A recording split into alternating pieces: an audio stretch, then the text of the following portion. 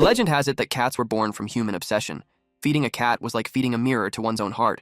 When they felt joy, they turned into jade. Their pupils bloomed into golden lotuses. When they felt sorrow, they became miasma, their claws bound in chains. When the cat calamity began, karma fire burned through villages. Ordinary people kept their distance. Only the Jingo Temple could deal with them. An urgent news flash announced that Liju South Railway Station had been shut down due to the cat calamity. Tens of thousands of passengers were stranded. In a shopping mall in the 10th district, a cat beast broke in and attacked people at random. 3 were seriously injured. A young girl named Xiao Yu watched the broadcast, and worry crept across her face. A voice suddenly called her name, snapping her out of it.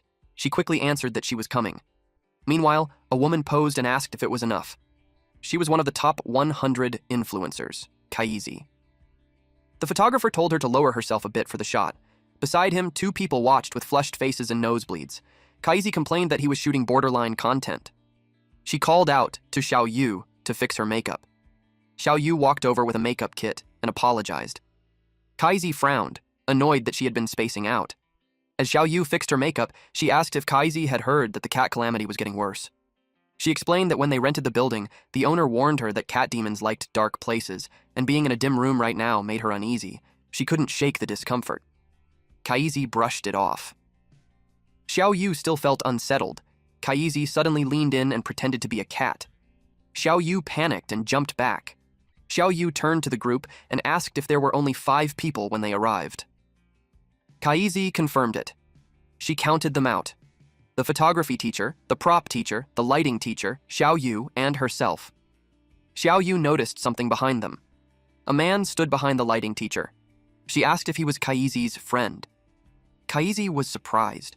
He wasn't part of the group, yet somehow it felt like he had been there the whole time.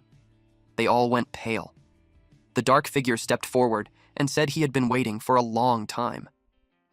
The crew panicked and started throwing things at him. A camera hit his head, but he didn't react. Blood began to drip down.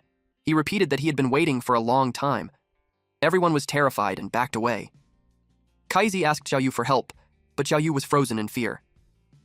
The man stopped just a few steps away from them, and then he asked for Kaisi's autograph. He said he was her fan. Kaisi and Xiao Yu froze, completely confused. He held out his backpack, asking her to sign it. The crew snapped and started beating him up. They felt like they had been played. One of them yelled at him to pay for the broken camera. Kaisi stopped them and reminded them about the homicide case in the area.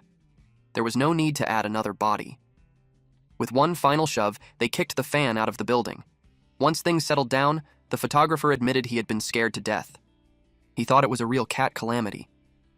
Kaisi learned that this kind of misunderstanding was common as their live stream grew more popular, but she still warned them that a cat calamity was extremely dangerous.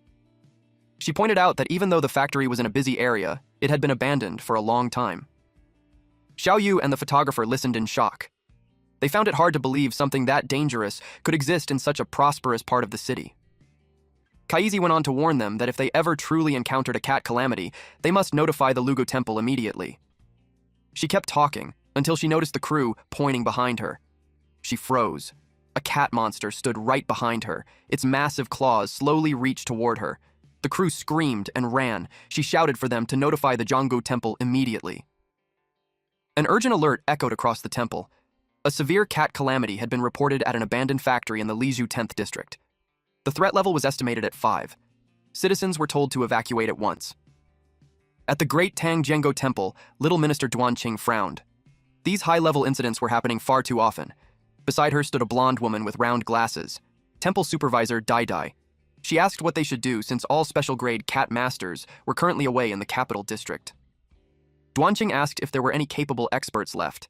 Dai Dai replied that a quasi-senior cat master had recently arrived. She only had a level 4 cat, but she had a record of defeating a level 5 cat calamity. The little minister smirked as she realized who it was. She decided to assign the mission to this quasi-senior cat master, and if she succeeded, her request for early promotion would be approved. Elsewhere, the chosen cat master stood ready. She was a striking woman with long, flowing red hair and sharp purple eyes. From a decorative orb, a small cat with piercing blue eyes appeared. It was a royal cat named Kan Sheng. She used cat technique ink play to descend. She landed on top of a building. The pilot of a helicopter noticed her. Sheng scolded the woman, Goikan, for being too reckless. but Guikan was just excited about the promise of a promotion. They continued moving across the rooftops. The pair finally landed on the edge of a rooftop. Guikan asked if they had reached the right place. Sheng confirmed and warned her to be careful. The opponent's strength was on par with his own. They stood above an old building called the Manhwa workshop. Guikan brushed it off. She said no one was stronger than him and asked about the situation. Sheng told her to look below. Guikan followed his gaze. Below them stood a massive, muscular creature covered in leopard-like spots. It was their target. She focused on it. It looked completely feral. Its claws and fur were stained with fresh blood, and it licked the blood from its paw. Guikan reached out her hand toward Sheng. The small cat placed his paw in her palm, letting out a soft meow as they prepared to move. Black ink flowed and wrapped around her hand. She looked down at the small figure of the beast in the courtyard below. Then they jumped. The beast noticed them. As she fell, Guikan formed a dark spear made of ink. The beast looked up at the last second. Before it could react, Guikan swung the spear with full force. Caught off guard, the beast was slashed across its upper body. Blood burst out from the deep wound. The beast slammed onto its back from the impact. Guikan pulled her arm back. Then, she hurled the spear. It struck the beast, forcing its head back as blood sprayed from its mouth. Guikan thought she had won. She landed as the beast was pinned to the ground by her spear. The spear dissolved back into black ink.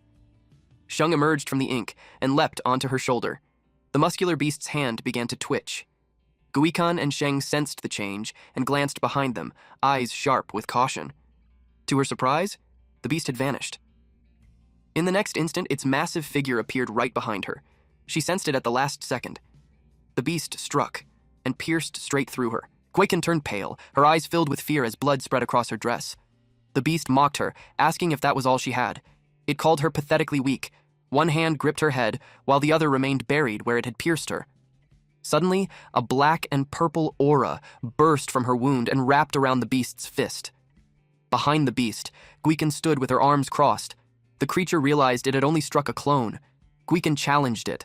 The beast lunged at her, asking if she really thought a cheap trick could catch it. Guikan calmly told it to worry about itself first. Black ink began seeping out from the beast's wounds. The ink quickly spread through its bloodstream. She explained that her ink play technique flowed through the meridians, paralyzing the limbs in a single breath. The beast started to feel its body go stiff. In the next instant, the ink burst violently from its wounds. Sheng examined the fallen body and noted that everything was now under control. He remarked that a cat could never truly defeat a human. Guikan replied that it wasn't about that. It simply couldn't defeat her. Sheng said she was just pretending to be humble. Guikan entered the building and reported that the source of the cat calamity had been neutralized. Dai reminded her to focus on finding the internet celebrity and make sure she survived. Guikan grew annoyed, since she had already been told that several times. Then she noticed something, and her expression turned grim. She found Kaisi chained up and commented that she looked worse than dead. They needed to rescue her immediately. Guikan stepped into the room. The walls were stained with blood, and chains hung from the ceiling. She spotted Xiaoyu, lifeless, a chain wrapped around her neck. She freed Kaisi and carried her out. She didn't notice the figure watching from the shadows. The stranger assumed Guikan was connected to the victims. That confirmed he had found the right place. Guikan met Sheng outside. Sheng asked about the woman, and she said Kaisi was still unconscious. Then she admitted she felt like someone was watching them. Sheng told her to relax. The cat demon had already been defeated, but suddenly he paused and told her to wait. Thinking back to the fight, something felt off. It had been too easy. Sheng went back inside to investigate. Guikan watched him leave. Then suddenly a hand covered her mouth from behind. It was Kaisi. A burst of red energy flared around them. Kaisi gestured for her to stay quiet. The woman, now a cat hybrid, whispered for Guikan not to make a sound. Sheng returned to the courtyard to inspect the beast. It lay completely still. He leaned closer and sniffed the corpse. Something felt wrong. It smelled like it had been dead for a long time. He studied the body. The skin and flesh didn't look like it had just died. A realization formed in his mind. Suddenly, the beast's hand shot up in a flash. Sheng was caught and crushed in its grip. The beast, which should have been dead, slowly sat up. It told Sheng that although he was clever for figuring it out, there would be no reward. It moved to finish him, but Sheng dissolved into black ink. The beast laughed loudly, but then paused in confusion. In the next moment, dark purple ink vines coiled tightly around its arm. Panic flashed across the beast's face. The ink spread rapidly across its body, binding its torso completely. It groaned as the ink consumed it. Sheng reappeared and realized the truth. It was only a puppet. He transformed his arm into a scythe, ready to slice it into pieces and see if it could still revive after that. Suddenly, a voice told him to calm down. He froze in surprise. Kaisi stood there, now a cat-like woman, holding Guican hostage with one hand wrapped around her neck. Sheng bared his teeth and demanded she let Guican go. Dark ink energy surged forward and shot toward Kaisi. With a casual swing of her arm, Kaisi released sharp wind strikes that deflected the attack. The impact blasted Sheng backward. He slammed onto the ground with a heavy thud. Guican called out to him, worried. Kaisi smirked when she saw that concern, for such a small cat. She flung Guican toward Sheng. Guican was hurled into a brick wall with crushing force. She hit hard and dropped to the ground, reaching out weakly to Sheng. Kaisi looked down at them and sneered. For a high-level Imperial cat user, she was nothing special after all. Guican looked up at the woman with a tired expression. Kaisi coldly said she wasn't even as good as a stray cat. Kaisi summoned Hu Tai and ordered him to get up. Hu Tai rose once more, and Kaisi left the rest to him. He charged at them while Guican simply accepted their fate. He slashed at them with his claws, but suddenly, green ribbons of energy wrapped around Tai's fingers. The massive beast froze in shock, and Guican was left confused. Guican and Sheng stared in disbelief. The beast looked up and spotted a floating device. It roared in anger, insulted that someone dared restrain it with such a trash device. With brute force, it broke free. It raged at how they tried to contain its power inside such an inferior cat cage. Then its eyes widened. More devices were descending from the sky. In the next moment, bright ribbons of energy shot out and wrapped around him again. Guican asked Sheng if they had backup. The small cat said nothing. Kaisi stood there, her expression dark. She muttered that they were useless. Annoyed, she said she would handle everything herself. She attacked Guican and Sheng, but someone stepped in and blocked the strike. It was a young man with blonde bangs. Guican recognized him as her senior. He remarked that he once thought she was impressive, but now she seemed mediocre. He said he wanted to try things himself. Guican noticed his token and realized he was only a junior Imperial cat user. Panic surged through her again. He was seriously planning to face a level 5 cat calamity alone. The blonde boy walked forward toward Kaisi, muttering to himself. He complained about how disappointing it was when streamers acted nothing like their online personas, not even willing to give an autograph in person, and now trying to send him to his grave. Guican shouted at him to stop, warning that the Catwoman was far beyond him, and that he would die if he kept going. The blonde boy paused. He glanced back over his shoulder, smiled, and calmly said, "That wouldn't happen." The blonde boy played with a small blue cube. With a smooth motion, he flicked it toward Kaisi. Kaisi stopped it with a single finger. The blonde boy clicked his tongue in mock disappointment. Just as he thought, cheap tools like that cage weren't enough to restrain something powerful. They watched in silence as the device wrapped around Hu Tai instead. Kaisi asked if he was also a cat handler from the Jianggu Temple. He admitted he didn't even have a contract cat yet, so he hadn't passed the test to become a junior cat handler. But he said after today like he expected to get his first one. Kaisi frowned, confused. Then her eyes widened. He was talking about her. She burst into loud, hysterical laughter. Sheng quietly told Guican they should look for a chance to escape. The blonde boy didn't seem reliable at all. Kaisi asked if anyone had ever told him that a cat controller's strength must match their contract cat. She warned him that if the master was weak and the servant was strong, a simple contract couldn't control her. A level 5 cat like her was considered a high-risk calamity. The blonde boy didn't react. He simply smiled.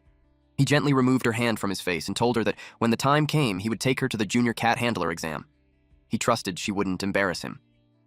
That completely set her off. He noticed the hand he was holding twitch. In a sudden motion, Kaisi slashed her claws across his palm. Blood sprayed into the air. He looked at her and calmly asked if she was angry. She licked the blood and revealed she still planned to use her current identity for a while longer, which meant she had no reason to keep playing along with him anymore.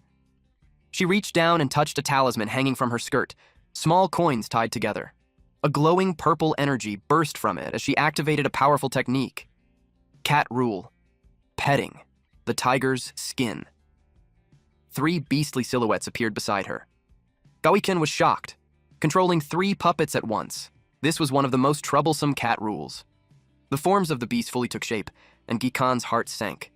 They were all high-level threats. At the rear stood Hu Ming, a massive feline with striped fur and a heavily muscled body, a level 4 threat. Beside him stood Kaisi, ready for battle. Next to her were Huji, a level 5 threat, and Hu Tai, a level 2 threat. Kaisi declared that no one here would leave alive. Sensing the overwhelming pressure, the blonde boy warned Guikan that he might not be able to protect her. Kaisi gave the order. Hu Ming would strike first. She wanted to see the true strength of the Jingguo Temple's elites. Hu Ming lowered his body. A blazing aura of fire and heat wrapped around him. Then he slammed one massive hand into the ground. The earth trembled violently beneath them. Guikan's eyes filled with fear. Hu Ming's claws tore deep into the surface, and a massive crack shot forward. A wave of shattered stone and burning fire surged straight toward them. Gaoikin and the blonde boy were frozen in shock and panic. A blinding explosion erupted from the ground. Chunks of earth blasted into the air. The entire area was devastated, but Kaisi remained unharmed. Yo had formed a protective energy shield around them. It seemed the attack had drained Hu Ming's strength. Debris rained down everywhere, but Yo's barrier held firm. With a confident grin, Kaisi declared the battle over. Then, a silhouette stepped out from the dust and smoke. Yo immediately became alert. The blonde boy and Guikan walked out completely unharmed. Kaisi's expression twisted in shock and confusion. The blonde boy smirked and agreed. It really was over. Then he snapped his fingers. 1 month ago, he had just arrived in a strange world. A voice shouted that there was a cat. A beast lunged at him. He couldn't believe it was supposed to be a cat. He hadn't even had time to settle in before a cat demon attacked him. Before he could react, it struck. Its claws tore into his flesh, sending blood spraying from the wound. If things had gone normally, he would have died right there.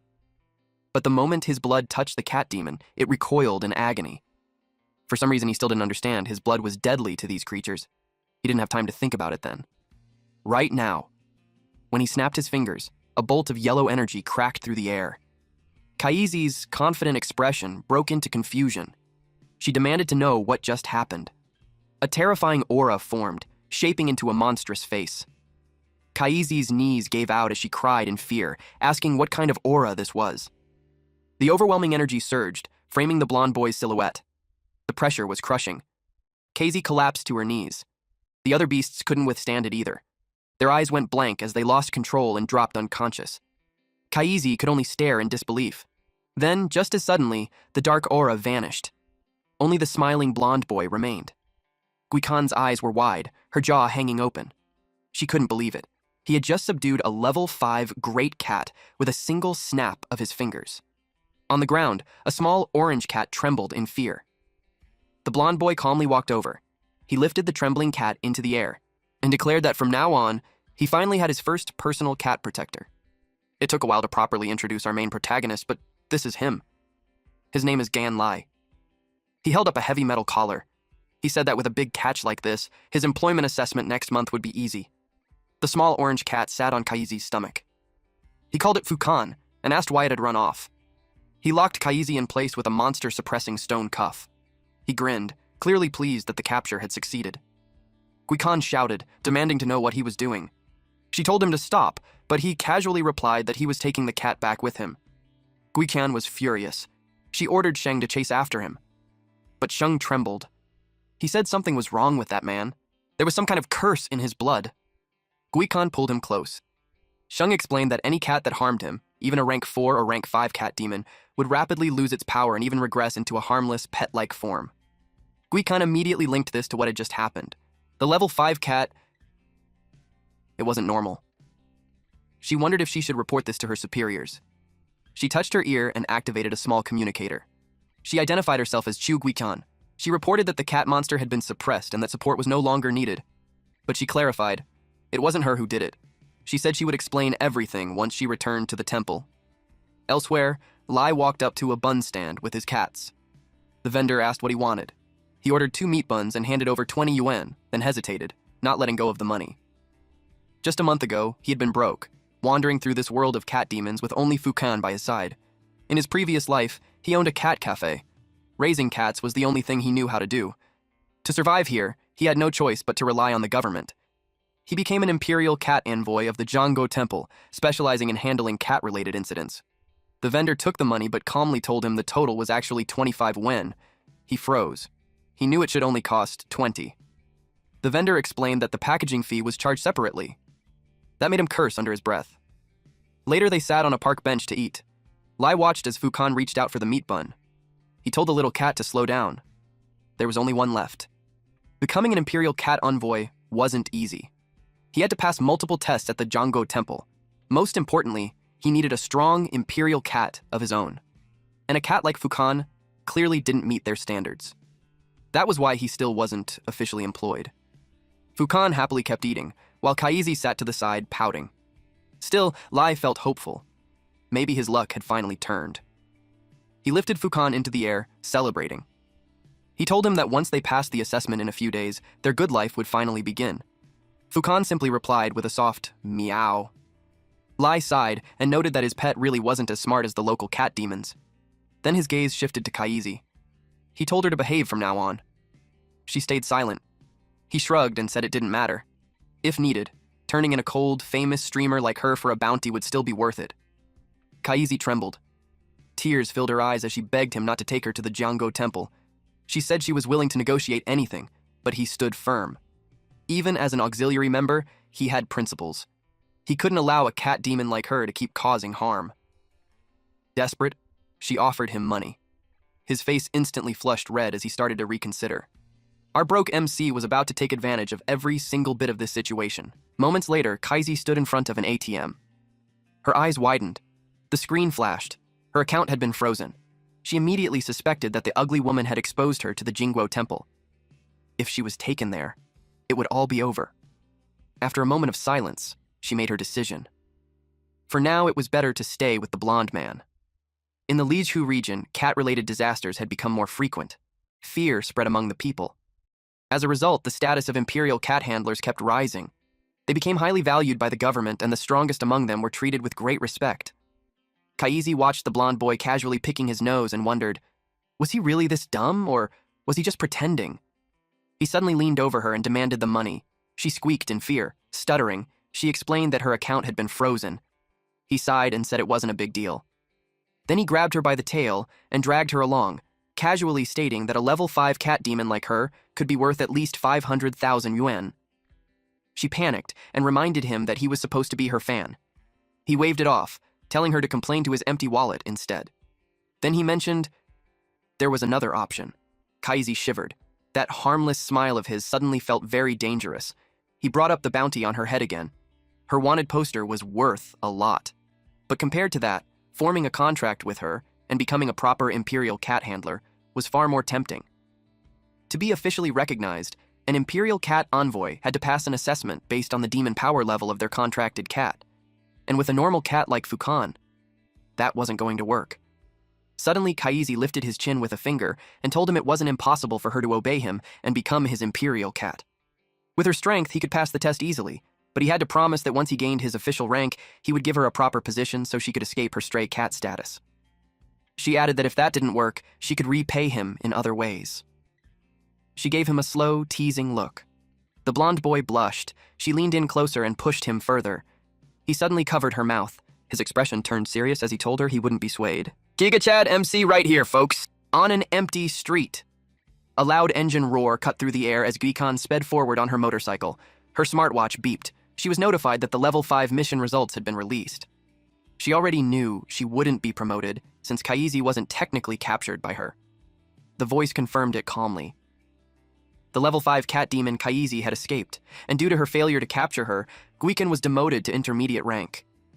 She froze in shock and hit the brakes. She asked Sheng if it was even possible for Kaisi to escape. Sheng replied that it was unlikely. He recalled the blonde man's strength and believed Kaisi wouldn't dare run away. Guikan wondered if Kaisi had accomplices. Sheng dismissed it, saying they knew exactly what kind of person that kid was. The chance for a top fan to get close to a female streamer doesn't come often, so considering how humans act when they're, well, not thinking straight, it said a lot. Sheng suggested they head back the way they came. Gikan sped off again, clearly frustrated. The motorcycle passed a roadside restaurant where Lai and Kaisi were sitting together. They raised their large glass mugs and clinked them in a casual toast. Lie noticed her. Kaisi didn't seem to care. She lifted her phone to take a selfie, then she casually sat on his lap and wrapped her arms around him. He froze. Yeah, he walked straight into that one. Someone complained that more than 30% of the 8,000 veteran students in the current batch had connections. His expression darkened as he called it unfair. He questioned why status mattered more than skill. This was Lee Moyuan, the chief banner officer of the elementary division. He grumbled that instead of relying on them to catch cat demons, he would probably need to assign extra people just to babysit them. He added that if this kept up, there would be no point in keeping Jingo Temple around. A calm voice immediately warned him to watch his words and actions. Dai told him to calm down. She said the temple had survived on more than strength alone. She reminded him that connections also had value. She told him to be patient. He still looked unconvinced. He muttered that it was disgusting. She only smiled. He warned her not to let it happen again. Meanwhile, in a large exam hall, a huge crowd had gathered. The official Imperial Cat Handler certification exam was about to begin. Thousands of candidates were told to stay quiet and enter the facility in an orderly manner. A man took a deep breath. He shouted and threw a punch. The machine displayed his score. A red 98 lit up. The crowd burst into excitement. They rushed over and started asking him questions. Through the noise, an examiner holding a clipboard called for silence, recorded the result of 98 stones, and ordered the next group to step forward. A line of muscular men and their beast-like companions waited as the examiner called out one score after another. One large man walked away after scoring 66 stones. Lai stood in line with Kaisi's puppet, Hu Chi. It was finally our MC's turn. He handed his admission ticket to the examiner. The examiner looked at the cat demon's thin frame and doubted his strength, wondering if the boy had just grabbed some random kitten for the test. Suddenly, someone shoved him aside. A group led by Finn cut in line. One of them told him to get lost. Lai protested. He looked at the crowd, but the others only looked away or whistled, pretending not to notice his call for fairness. The examiner sighed and told him to settle down. He promised to test him next. Then he immediately called for the next group, Ashina Finn. Finn muttered, "Trash." Finn stepped forward with his cat. He took a steady breath. Suddenly, flames burst around him. Finn dropped into a low stance as the fire spun around him in a fierce circle. His fist, wrapped in flames, slammed into the machine. The crowd froze in shock. They couldn't believe that kind of power was even possible. The machine displayed the result. A score of 198 appeared. Finn's group erupted in cheers. One man shouted that the score was just below the intermediate division level, while another praised Finn as a rare genius. Finn walked away with confidence. He challenged our MC to prove how capable his useless cat really was. Lai didn't understand why Finn was acting so arrogant. As the cheers continued, Lai's confidence began to shake. He nervously tapped his earpiece, trying to get reassurance from Kaisi on the other end. He worried about making a fool of himself. He wanted her to take the test instead, but that could expose them instantly. From a luxurious lounge, Kaisi relaxed on a sofa, surrounded by all kinds of cakes and desserts. She told him to calm down. She admitted that while Huji was a bit weak, she was still more than enough for an elementary-level exam. She knew that if she stepped in herself, things would get messy. Then she casually went back to eating. Lai sighed and hoped Huji would come through. He asked her to lend him her power. He stepped forward, but his foot hit a puddle and he slipped. He slammed face first into the machine. The machine began flashing. It kept running. The spectators watched in complete disbelief. In the distance, a man calmly sipped his tea while a maid stood beside him. Even they were surprised. Finn's eyes widened. Lai held his cheek. He apologized and asked for a retest, but no one answered him. Instead, the examiner's jaw dropped. He wondered if the boy was actually an intermediate Imperial cat handler. The machine displayed the result. It showed 386. Our MC was stunned that his accident had somehow worked. The testing machine confirmed it and announced the score. The crowd exploded in shock and praise. They started whispering, trying to guess his background. Finn stood there in disbelief. Moments later, Finn introduced himself.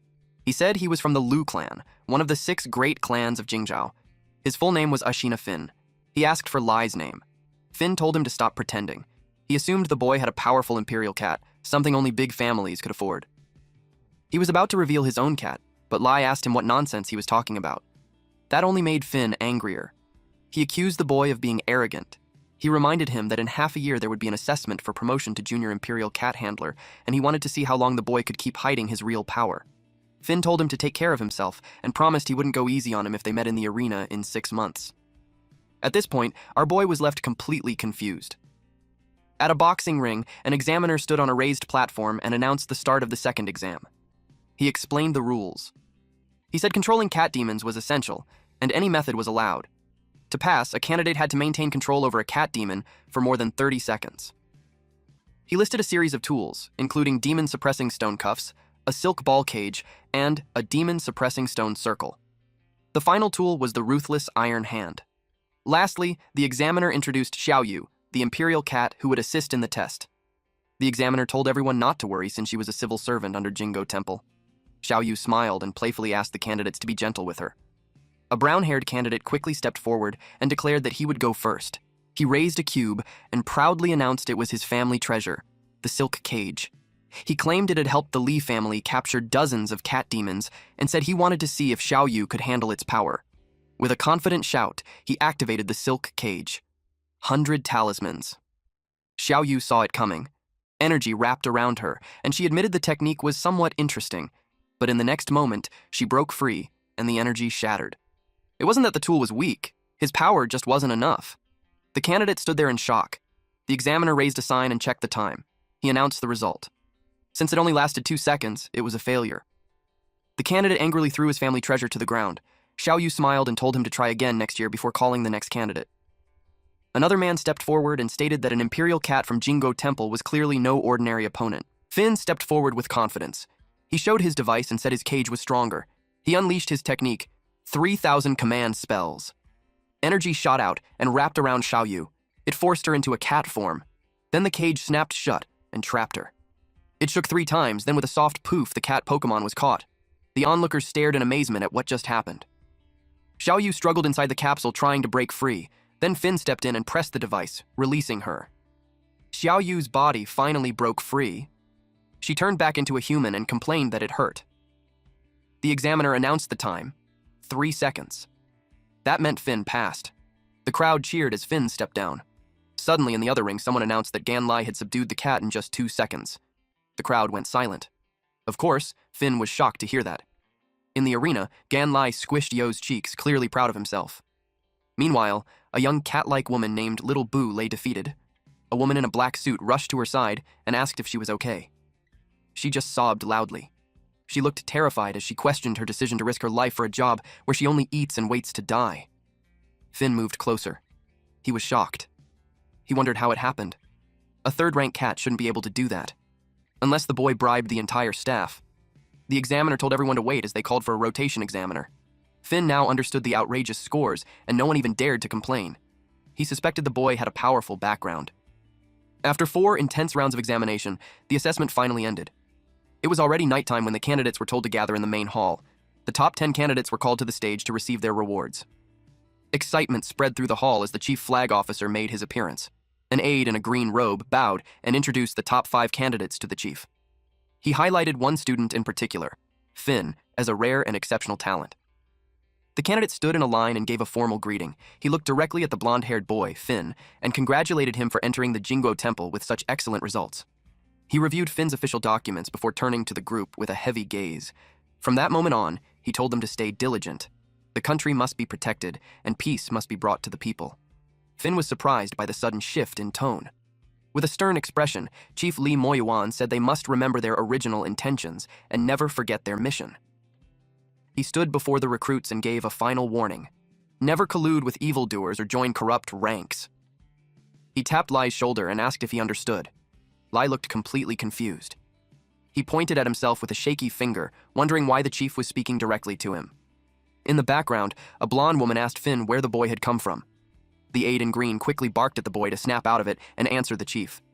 Startled, he shouted his thanks to the Jinguo Temple for their training and loudly promised to become a pioneer who would serve the country faithfully. The chief noted that the newcomer had a lot of spirit and admitted that he had performed well during the assessment. The aide credited their success to the chief's wise leadership, and just like that, they left the room. The candidates stood in tense silence for a few seconds. Then, the others quickly crowded around Lai. One boy threw an arm over his shoulder and demanded to know his background, while another shouted in disbelief that he had actually won the assessment. They treated him like a celebrity, all eager to be linked to the new champion. Finn, the blonde woman, a rich-looking brown-haired man, and a purple-haired woman gathered nearby. The man asked Finn where the boy came from, and Finn replied that he wasn't one of them.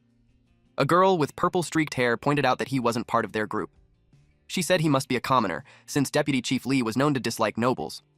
Finn found it hard to believe that a commoner with no background could achieve something like that. Still, he considered the possibility. With a performance like that on the exam, despite his status, it could only mean one thing. Finn concluded that Lie was a genius. The Imperial Cat Envoy residence stood in the prime area of Lijou. A vast stretch of lush greenery and elegant estates sat beneath towering skyscrapers. Most of the residents were elites. An attendant guided Lie to a house. The house was modern and elegant. It had a gate and a garden. The attendant said it was assigned to him. Lie was surprised. The attendant explained that this was only standard housing for the elementary division. He encouraged Lie to work hard and aim for the intermediate division if he found it lacking. But Lie couldn't even process that kind of luxury. The attendant placed the keys in his hands and told him to endure it for now. Lie just stood there, confused about why he would ever be unsatisfied. Lie opened the door and gasped. It was incredible. Kaisi and Fukan followed behind him, his eyes lit up at the luxury. He stepped into the living room and stared at the high ceilings and bright lights. He walked out onto the balcony and leaned over the railing. As he explored the place, he kept shouting in excitement. He found a quiet corner in the backyard and sat on the steps. He held Fukan in his arms while Kaisi watched from the doorway. Then, he went to the bathroom and relaxed in the large tub filled with bubbles while Fukan floated beside him. Finally, he went to the bedroom and lay down in the large, soft bed. As he drifted off to sleep, Kaisi stood over him with a stern look. She glared at his sleeping face. Suddenly, smoke swirled around her body. With a flash of light, she turned back into a small, grumpy yellow cat. She screamed at him, calling him a stinky little fish, and mocking his non-stop wowing. She bit him hard. Lie yelped and flailed his arms. Kaisi threatened to bite him to death for driving her crazy, but she suddenly froze when a teardrop landed on her head. Confused, she looked up and saw that he was crying. She quickly got defensive and accused him of faking it to avoid trouble. He looked down with a soft, sad smile and said his tears weren't from the bite. He was remembering the past. Lie recalled his past. His cat shelter had gone bankrupt. With his last bit of money and his cat by his side, he packed his bags into a car and drove back to the countryside. He drove away with a small smile. Then a massive red truck came rushing straight at him. Apparently, Truck Kun striked again, and there's no way he could have prevented this. When he opened his eyes again, he was in another world. He had nothing but his cat. His luck only got worse. A swindler tricked him out of his watch. He got pickpocketed. He was scammed again and again. When he tried to ask for help, the locals reacted strangely. He approached a man while holding his cat, but the stranger backed away in pure fear. The moment people saw his cat, they panicked and called the Jingguo Temple. He couldn't understand what was so scary about a cat, until one attacked him. It was huge, muscular, not something you'd want to pet. He spent over a month living on the streets, lost and confused. He slept on a thin mat in alleyways, with only his cat and a small carrier beside him. Back in the present, he felt overwhelmed. He finally had a place to call his own. Kaisi noticed he had been spacing out for a while. She asked what he was thinking about and reminded him of their deal. Lie looked at her with a blank expression. That made her furious. She reminded him of their agreement. She would help him get accepted into this world, and in return, he would grant her official imperial cat status. Lie finally remembered. He took out the green card for the cat god pact. Kaisi shifted back into her human form. She smiled in excitement. She was finally going to gain official status. The cat god pact was a contract created by the Jingo Temple to control cat demons. Once a cat handler and a cat demon signed it, their powers merged, allowing the handler to use the cat demon's abilities in human form. For house cats, the handler's identity served as their entry into human society. A cat demon without a pact was like an unregistered citizen, seen as a hidden danger.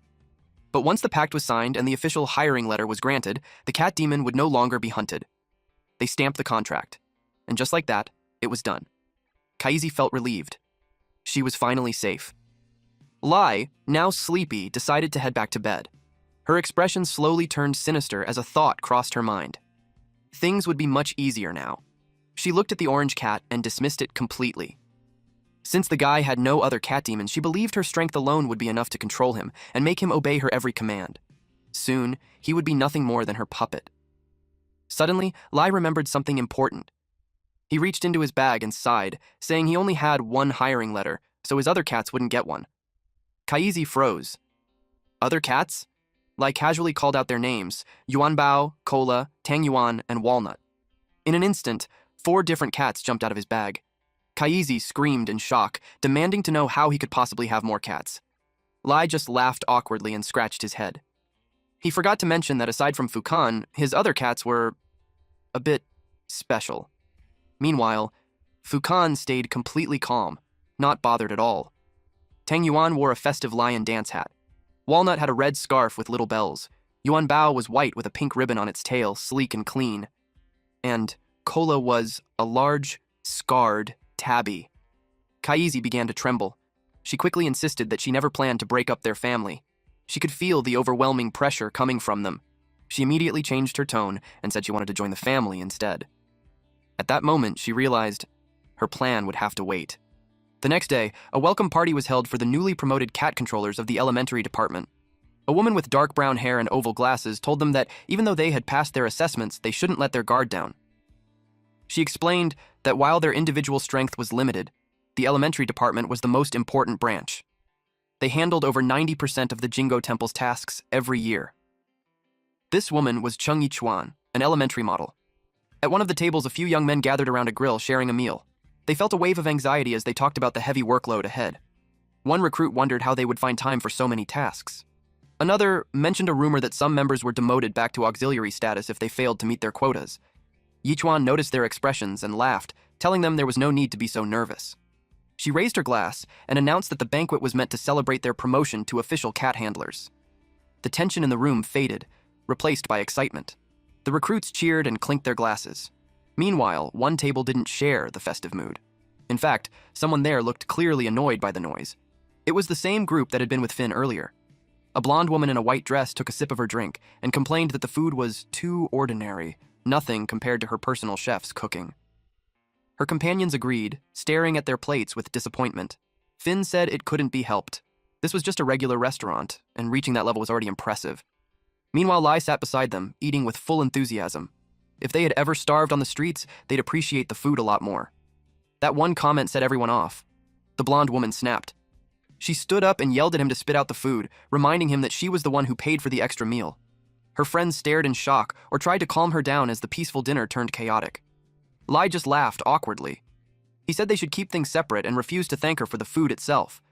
But then he added, half joking, that for the next 2 hours, she was basically like a parent to him, since she gave him a second life through that meal. The woman questioned why Finn had brought Lai. The man beside her agreed. Sharing a meal was one thing, but he didn't understand why Finn invited him to the evening matter as well. Finn said it wouldn't be a problem. Lai then asked what this evening matter actually was. With a flushed face, Lai immediately jumped to conclusions. He imagined some kind of rich nightlife entertainment. In his mind, a pink-haired woman in a revealing outfit raised a glass of alcohol. The group immediately yelled at him to stop his wild imagination. Finn told him to stop overthinking. He reminded Lai about the Jingo Elementary Division's monthly mission assessment standard. If they failed to complete it, they would be demoted back to auxiliary status. Finn continued, explaining that although there were many catlings, they were still limited. Anyone who failed to meet the mission quota would eventually be cut. Gan Lie, clearly uninterested, kept stuffing his face with meat and simply asked, "So?" Finn told them that if they wanted to stay in the elementary division, or move up to intermediate, they had to be smart about it. Lai asked if that meant pulling strings. Their companions immediately reacted with embarrassment and irritation. Finn corrected him, saying they were simply using family connections to get early information on catling infestations before the Jingo Temple officially announced them. Lai nodded and summed it up as taking initiative. He then asked if that was what they planned to do tonight. Finn revealed that they had paid a high price to invite a master from the temple to assist them. That night, she would suppress a level 3 catling infestation, and they would just happen to be there. That way, they could earn merit as well. One of the companions pulled Finn aside. He asked why Lai was included, worried that Lai might steal the credit. They glanced over at Lai, who looked harmless and clueless, still busy eating. The man whispered that even if he personally didn't mind a temporary addition, Zhou Yan and the others would definitely object. As if proving his point, the blonde woman continued scolding Lai while others tried to calm her down. Finn let out a quiet sigh. He thought they were all fools. He didn't bother explaining that while they entered through connections, the easygoing guy sitting with them had actually crushed the exam and taken first place. He had even noticed that their senior, Yichuan, had been subtly watching Lai. It was obvious the higher-ups in the temple had already taken note of him. Finn raised his voice and told everyone to stop arguing. He explained that they were all top performers of their batch, so having more people only meant more strength. There was no downside. The blonde woman leaned forward across the table and grill. She questioned what benefit Lie even brought and why he was allowed to take advantage of them. She continued complaining, telling Finn to keep him in check so they wouldn't be embarrassed. Finn then turned to Lie and told him that a senior would arrive soon for introductions. He warned everyone not to underestimate her just because she was registered in the intermediate division. He explained that she possessed level 4 cat control skills and rare combat strength. The only reason she hadn't advanced further was because she had been ambushed during a previous mission. At that moment, a woman with long red hair walked into the restaurant. Her presence immediately drew attention. People looked at her with admiration, especially since many knew she had already reached the advanced division. One of Finn's companions added that she was a top second-generation official. He joked that her beauty was so overwhelming that a line of suitors could stretch all the way from Daming Palace to Xuanwu Gate. The red-haired woman finally reached their table and crossed her arms. She asked if it really took them this long just to eat a meal. Finn and the others quickly stood up to greet Senior Guikan. One of them nervously said they were ready to leave at any time. But Lie didn't move. He just kept eating. She asked if the waiter had even served the food yet, or if they had just been sitting there talking nonsense. The group gasped when Guikan's eyes landed on Lie. Meanwhile, Lie kept stuffing his face, completely unaware of the tension. A look of disbelief crossed her face when she saw him again. Everyone panicked at his lack of manners. They scolded him and told him to hurry up and greet the senior. Another teammate begged him to stop eating right away. Lie finally looked up, cheeks full of food. He recognized her. Instead of standing, he casually invited her to sit down and eat with them. Senior Guikan looked down at him, clearly annoyed, a shadow falling over her face. No one could believe what they were seeing. Guikan stayed silent. Inside, she felt doomed. Of all people, it had to be him. Her thoughts drifted to her past failure, the level 5 catling incident. She almost wanted to strangle him but forced herself to calm down. Then her expression shifted. She realized something. If he had already defeated Kaisi, then handling another one shouldn't be a problem for him. She decided it would be smarter to build a good relationship first. Her promotion and her return to the advanced division might depend entirely on him. With a forced smile, she said she was a bit hungry, trying to ease the tension. The entire table froze in shock. Finn quickly welcomed her to sit. She sat beside Lie. The blonde woman offered her a drink while nervously asking her not to mind Lie's behavior. The mood instantly turned heavy when Guikan slowly turned her head. She gave the blonde woman a sharp side glance and covered her cup, stopping her from pouring the drink. The blonde woman immediately understood. She was being told to stay out of it. The meal continued. Lie kept eating happily, commenting on how good the food was, and even inviting Guikan to try some. Guikan smirked and said she didn't expect him to act like a mouse, just to eat the cat. The people across the table were completely confused. They kept wondering if the two actually knew each other. At that point, they felt like outsiders in a very strange situation. Night fell over the eastern industrial zone. Guikan and Finn watched an alley from a rooftop. A hooded figure entered a doorway below. One of them asked if they should follow, but Guikan told them not to rush. She explained that cat demons had extremely sharp hearing, so getting too close could expose them. Finn hadn't realized it was that serious. She added that a cat demon's 5 senses were far stronger than a human's. Their smell, sight, and taste were just as sharp as their hearing. She warned that great cat demons, above level 4, could even sense when they were being watched. Guikan noticed Finn spacing out and asked what was wrong. He admitted he was worried about the rookies. In her mind, she pictured them captured and tied up, being dragged away by a sinister, smiling version of Lie. Even so, she told Finn not to worry. With their strength, they should be able to handle a cat menace like this. At the same time, on the other side, Lie was shoved by a teammate who called him a freeloader. The teammate showed clear disdain and told him to stop following them. The others agreed. Lie called them crazy and said he only joined because Finn invited him. Mentioning Finn immediately set off the blonde woman. She crossed her arms and questioned Lie's abilities. She wondered what lies he told Finn to gain his trust. Lie sighed and looked away, already regretting teaming up with people like them. Suddenly, Guikan appeared. She asked about the situation. The blonde woman said everything was normal, but there was a small issue with Lie. She pretended to be concerned and explained that Lie felt unwell and wanted to withdraw from the mission for now. Lie exaggerated his act, pretending to be sick. Finn watched with disbelief. Guikan stared at him with suspicion. She immediately came to a conclusion. She assumed he thought the mission was too easy and was trying to hide his strength again. She silently cursed, thinking it was the same trick as before. In her mind, Lie was once again pretending to be a mouse to eat the cat. She believed his plan was to act weak and sick until everyone was in danger, then step in and shock them all. That thought annoyed her even more. Meanwhile, Lie looked back at her with wide, innocent eyes. He had no idea what was going on. Guikan firmly declared that backing out at the last minute was unacceptable. She warned everyone not to even think about it. She pointed at the group and ordered them to follow Lie's commands. The blonde woman's jaw dropped in shock. Guikan added that, whenever she wasn't present, they were to follow Lie's arrangements without question. The group was stunned. She asked sharply if she needed to repeat herself. Defeated by her pressure, the group lowered their heads and agreed. Meanwhile, Lie just stood there, feeling like no one even asked for his opinion. Everything went quiet. After Guikan left, everyone started venting. They complained that she was way too nice to Lie. They made it clear that even if he was the captain, they had no intention of following him. Lie scratched his head and simply turned away. They felt relieved to finally get rid of him. The blonde woman smirked, convinced that his true colors would show once he ran into trouble alone. The three of them turned their backs and ran deeper into the narrow city streets. They sprinted across the cracked pavement of an alley when the man suddenly noticed something. He told the two women to stop. They halted and looked back at him, confused. He quickly hushed them. They pressed against the wall, hiding. The man whispered that they had found their target. The blonde woman felt bold. With their senior nearby, she thought taking a little risk was fine. At an industrial trading site in the distance, a shady deal was happening under the cover of night. A group of hooded figures stood in chains, their hands bound as they waited in silence. A stout man with a nervous grin lit a cigarette for another man. He called him Brother Chen and presented the batch of goods. Brother Chen, wearing a dark coat and gold-rimmed glasses, took a slow drag while inspecting them. He decided they were acceptable. The hooded figures were revealed to be cat demons. The stout man rubbed his hands nervously and asked for his payment. Brother Chen calmly said the money would be transferred once the goods were taken away. Meanwhile, Finn's teammates peeked through a window and were shocked by what they saw. They realized these were illegal cat hunters, trafficking cat demons. Suddenly, a large shadow loomed over them. A voice asked why they were in such a hurry.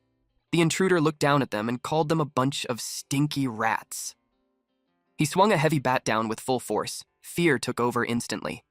The man in the group rushed forward to shield the blonde woman. A loud thump echoed from the building. Lie casually picked his nose and wondered what that sound was. He pulled out his phone to check the time. It was 23:30. He muttered about how late it was, then wondered if someone was seriously playing baseball at this hour, inside an old building in the Eastern Industrial Zone. The woman was struck hard across the torso by the bat. She coughed up blood from the impact. Then she collapsed to the ground, her body shaking in pain. The attacker stood over them. The brown-haired man and the purple-haired girl were down, bleeding on the cold stone floor. He bent down and grabbed the silk ball cage from the blonde woman's belt. She yelled at him to take his filthy hands off her. She called him low class and told him to stay away. That only made him angrier. With a dark look on his face, the cat demon raised his bat. He was about to bring it down on her. Outside the dark building, someone casually asked if upper-class people were more durable. A van waited nearby as something was being loaded into it. The attacker climbed into a white van parked outside the industrial site. Brother Chen acknowledged his effort. The attacker replied that it was an honor to work for him. Chen said he could rest once the job was done. Inside the van, the three captives sat tied up in the back. Chen looked at them with cold indifference. The blonde woman shouted that her father was the prefect of the capital and her brother was a military governor of Liju. She swore that once she got out alive, they would all pay for this. The two men exchanged a look. One asked Chen how they should handle them. Chen replied that kidnapping alone was already serious, especially with people of that status. Then his expression twisted. He said they might as well kill them to avoid trouble. The three captives froze in horror. The attacker asked if they should do it after leaving the city. Chen shook his head and said there was no need to rush. He explained that they were imperial cat handlers from the Jingo Temple, which meant they likely carried valuable items. Chen picked up the stolen silk ball cage and examined it under the dim light. He mentioned the contract binding the cats to their handlers. Killing the humans directly would weaken the cats. So he made a decision. They would take the captives back first, break the contracts, and deal with them afterward. He admitted he hadn't expected such a valuable catch tonight. The other man added that these 3 official imperial cats were worth more than an entire van full of wild cats. Chen cut the conversation short and started the engine. The brown-haired man realized that if they were taken away, it was over. These people were professional cat hunters. The blonde woman, shaken, asked what exactly professional cat hunters were. Low-level cat demons are similar to humans, but because of their species, they aren't protected by imperial law. Even though the Empire has recently passed strict laws banning private cat hunting, the profits from exploiting cat demons are massive. The trade has been banned many times, yet it continues to thrive. At the center of it all are professional illegal cat hunters. In other words, the men in this van were hardened criminals. Countless humans and cats die at their hands every year. The captives felt pure fear and despair. Out of nowhere, someone knocked on the van window and asked if anyone was inside. The brown-haired man immediately shouted for help, but a green-haired hunter clamped a hand over his mouth and pulled out a handgun. He shook his head, warning them to stay quiet. The blonde woman watched in horror as her companion was pinned down at gunpoint. Chen, sitting in the front, grabbed his own gun. He lowered the window slightly and asked the person outside what he wanted. The voice outside said a few of his friends were missing and asked if they had seen them. Without hesitation, Chen lied. He said he hadn't seen anyone and that they were asking the wrong person. But Lie peeked through the small opening and told him not to leave just yet. The man in the passenger seat grew uneasy. The brown-haired man realized it was Lie, but instead of relief, he felt frustrated. Why did he come alone instead of calling for backup? Chen grew impatient and asked what else he wanted. Lie scratched his head awkwardly and said that if they happened to see his friends later, they should tell them he said hi. The engine roared, and the van began to move. In the side mirror, Lie could be seen walking away. Inside the van, the captives silently hoped he would realize something was wrong. The blonde woman started crying as a gun was pointed at her, while her friend struggled under the hunter's grip. Then suddenly, Lie appeared at the window again, smiling brightly like nothing was wrong. He said he needed one more thing. Chen, annoyed, asked what it was. Lie leaned closer and pointed at the dashboard. He calmly asked for the cat cages. He added that those were expensive, so it would be better if they were returned to his friends. Everyone froze. The green-haired hunter in the back broke into a cold sweat. The stranger's intent was finally clear. Chen's voice dropped as he gave the order. Attack! In one swift motion, a gun was raised and aimed at Lie. A shot rang out. The impact was brutal. Lie's head snapped back as blood sprayed into the air. His body was thrown away from the moving vehicle. Lie was attacked. He dropped onto his back, blood splattering across the ground. Chen was annoyed by the sudden complication. However, his subordinate noticed something strange and pointed outside. They saw that the pool of blood was black. Chen immediately knew something was wrong. He tried to figure out what was going on. The men stepped out of the vehicle and found a large, dark puddle of ink on the ground. Their leader told them to stay alert and watch closely because an ambush was likely. Meanwhile, Guitian and Lie watched from a nearby rooftop. She asked why he was willing to report to her but refused to make a move himself. Lie said nothing. She wondered if he had discovered the ink marks she placed on everyone so she could track their positions. She wasn't surprised that he knew. Her mind filled with questions about Lie's true abilities. Lie looked uneasy. He explained that his hesitation wasn't because he didn't want to act. Deep down, he lacked confidence because she didn't bring Kaisi. Kaisi chose to stay home. She believed no cat could hurt him because of his strange blood. His ability crushed any cat-related threat. But that power only worked against cats. Against human enemies. He felt he had no chance of winning. Back in the present. Lie tried to save face. He claimed that as a junior, it was better not to steal the spotlight from Senior Guican during this mission. Senior Chu let out a dismissive huff and turned away, clearly unimpressed by his excuse. She stepped toward the edge of the building. She noted that he at least recognized her as a senior. Then she jumped from the rooftop. She shouted a command to activate Kansheng, cat rule, and long black whips of ink lashed out around her in midair. One of the men on the ground spotted her and alerted the group, but Guican immediately told him to shut up. They were completely caught off guard by her sudden entrance. One man stuttered and asked if she was some kind of Superman. The blonde woman and her companions cried out in confusion as they struggled to understand what was happening. Guican burned with rage as she faced the group. Her teeth were clenched, and her eyes narrowed with pure fury. One of the hunters barked an order to take her out, and guns were raised at her from all directions. However, she was not deterred by the weapons. She used her new technique, human rule, your old lady destroys everything. And a massive purple-tinged whirlwind erupted from her movement, tearing through the air and the ground around the van. The men were overwhelmed by the sheer force of the storm. They asked what that thing was. The green-haired hunter was blasted away. He shouted that she was no longer human.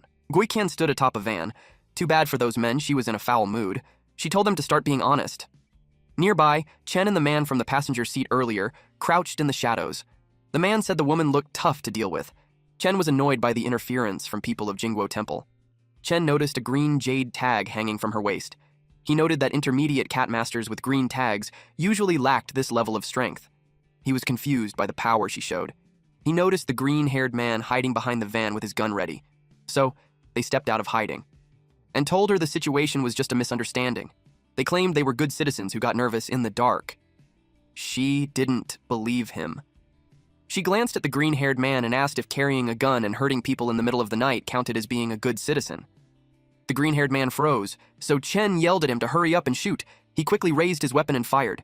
Guikan moved with incredible speed. The gunman shouted that she was too fast to track. She jumped off the van and swung a dark whip-like tether at him. The black cord wrapped around his neck. The man struggled to break free. He was quickly overwhelmed as the dark substance coiled around his entire body. Within seconds, he was sealed inside a towering pillar of black ink. She told them to be honest, but since they lied, she asked if they were deaf. His underling asked Brother Chen why this woman was stronger than the others. Chen explained that ranks in Jingguo Temple were divided by strength. With a crazed look, the man became curious about who was stronger between him and her. Chen told him to go out and find out. He threw off his coat and revealed a large robotic left arm. He gave the order to attack. His companion transformed into a large cat. The cat expected the woman from Jingguo Temple to entertain him a little longer. Guikan admitted she didn't expect that, and she acknowledged that the men actually had some skill.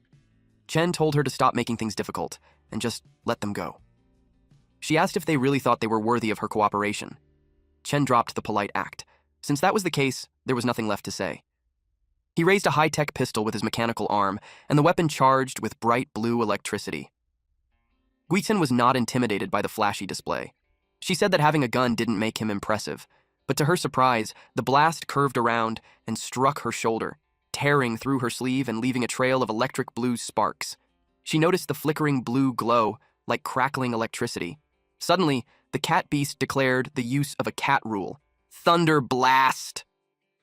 Electricity surged through her. She let out a sharp scream as the attack slammed her to the ground.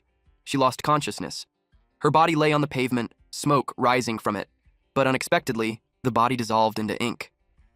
The white cat beast and Chen stood over her fallen form. Chen was annoyed that it was that ink again. The cat remarked that this kind of transformation rule was the hardest to deal with. From around a corner, Guikan watched. She wondered if those people were using sorcery warheads. Guikan found it strange that they had controlled weapons. She wondered how they ended up in the hands of civilians. Since humans and cat demons formed a partnership, it led to the development of various technologies powered by sorcery. Special weapons infused with sorcery effects were created during this era. High-tech firearms, grenades, and injectors were examples of this fusion. It was noted that with these tools, ordinary humans could use abilities that were once unique to cat demons. Brother Chen found her. He asked if she was willing to let them go now. She shot back that illegally making and using controlled weapons was a serious crime. She realized she should thank them for turning her third-class merit into a second-class merit.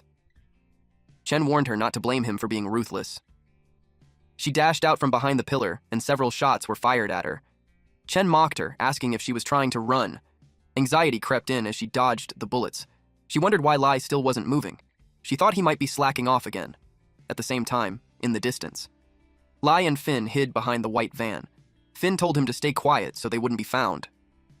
Lie snapped back, telling him to stop nagging because he already knew. The man slid the van door open with a loud click. Finn panicked at the noise. Lie froze when he looked inside. He was left speechless. Finn asked what was wrong and peeked through the gap, but he stopped mid-sentence when he saw what was inside. One captive let out a shaky breath and thanked them. The cat women inside looked well-built. Both men instantly got nosebleeds at the same time. Finn snapped out of his trance and shouted at him to stop standing around and hurry up to free the captives. Lie immediately agreed as he snapped back to his senses. The captives were guided out of the vehicle and into the safety of the night. As they ran, one of the hooded cat women felt confused. She looked at Lie and wondered why a man who was clearly human was saving them. She glanced back at him with a mix of suspicion and curiosity. He began unlocking the shackles from one of the gray-haired cats. She thanked him and promised to repay him. Lie said it was nothing and told her not to worry about it. In a sudden show of affection, the cat-like woman leaned in and kissed him on the cheek. She softly whispered, "Grazie," as a final thank you before leaving. Her feet lightly tapped the ground as she ran off. Lie touched his cheek, stunned by her sudden affection. He blushed and stared after the foreign cat with a wide grin. The blonde woman snapped at him, called him a pervert, and told him to stop staring. Her brows tightened in frustration. She told him to hurry up and help them escape. Lie asked why they were beaten so badly. The woman explained that they were ambushed by cat masters from the cat hunters. He looked surprised and confirmed that the enemy's main force was a cat. He gave a thumbs up and told her not to worry because he would step in since the enemy was just a cat. The woman stared at him in confusion.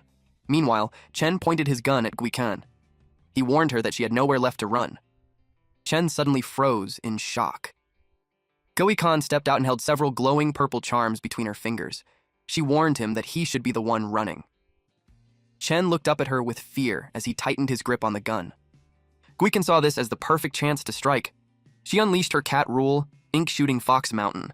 Ribbons of black ink swirled around her body. Chen knew his situation was getting worse. Suddenly, Baji, his cat demon, stepped in and blocked the attack. The ink whips dug into his body, tearing into his flesh. Blood sprayed from the wounds. Chen grew worried. Baji told him to retreat at once because the ink was poisonous. Gichan flung her ink upward with great force. She noted that Chen's bond with his cat demon was quite strong. She decided to test that bond again. Baji warned Chen that something was coming from above. Then sharp spears of black ink rained down toward them. The two barely managed to dodge in time. Chen knew he couldn't keep taking hits like this. He ordered Baji to attack while he aimed his gun at her. In an instant, a whip of ink struck his hand and knocked the gun away. The weapon hit the ground with a sharp clatter. Guichan stood right in front of them. She commented on how touching they looked, saying someone might even think she was the villain. But it didn't matter. Baji admitted they were no match for her and asked Chen what they should do. Chen questioned whether she was really an intermediate imperial cat handler because she was too difficult to handle. He glanced back at the curse-modified gun. He realized that even with it, they still couldn't match her power. He weighed his options and decided it wasn't worth continuing the fight. He looked toward the railroad crossing sign. Guikan mocked them, asking if they had figured out how to handle her next attack. Then she opened her hand, and a small brick of ink pulsed with energy. Ribbons of ink shot forward, chasing after the fleeing pair. Guikan suddenly paused when she sensed something. A train burst into view, rushing straight toward them. She stayed still and watched it happen. Chen froze in shock. Luckily, Baji lunged at him and dragged him away. They tumbled to the ground as they barely made it to the other side. Baji asked if he was okay. Chen, still staring at the train, told him they had to keep running. He knew they couldn't beat her. On the other side, Guitian stood close to the passing train and clicked her tongue. She then looked back at the curse-modified firearm lying on the ground. A thought crossed her mind, and a sly smile formed on her face. The train sped past behind Chen and Baji. Baji felt pity for the cat demon suffering that night. Chen, however, told him not to think about it.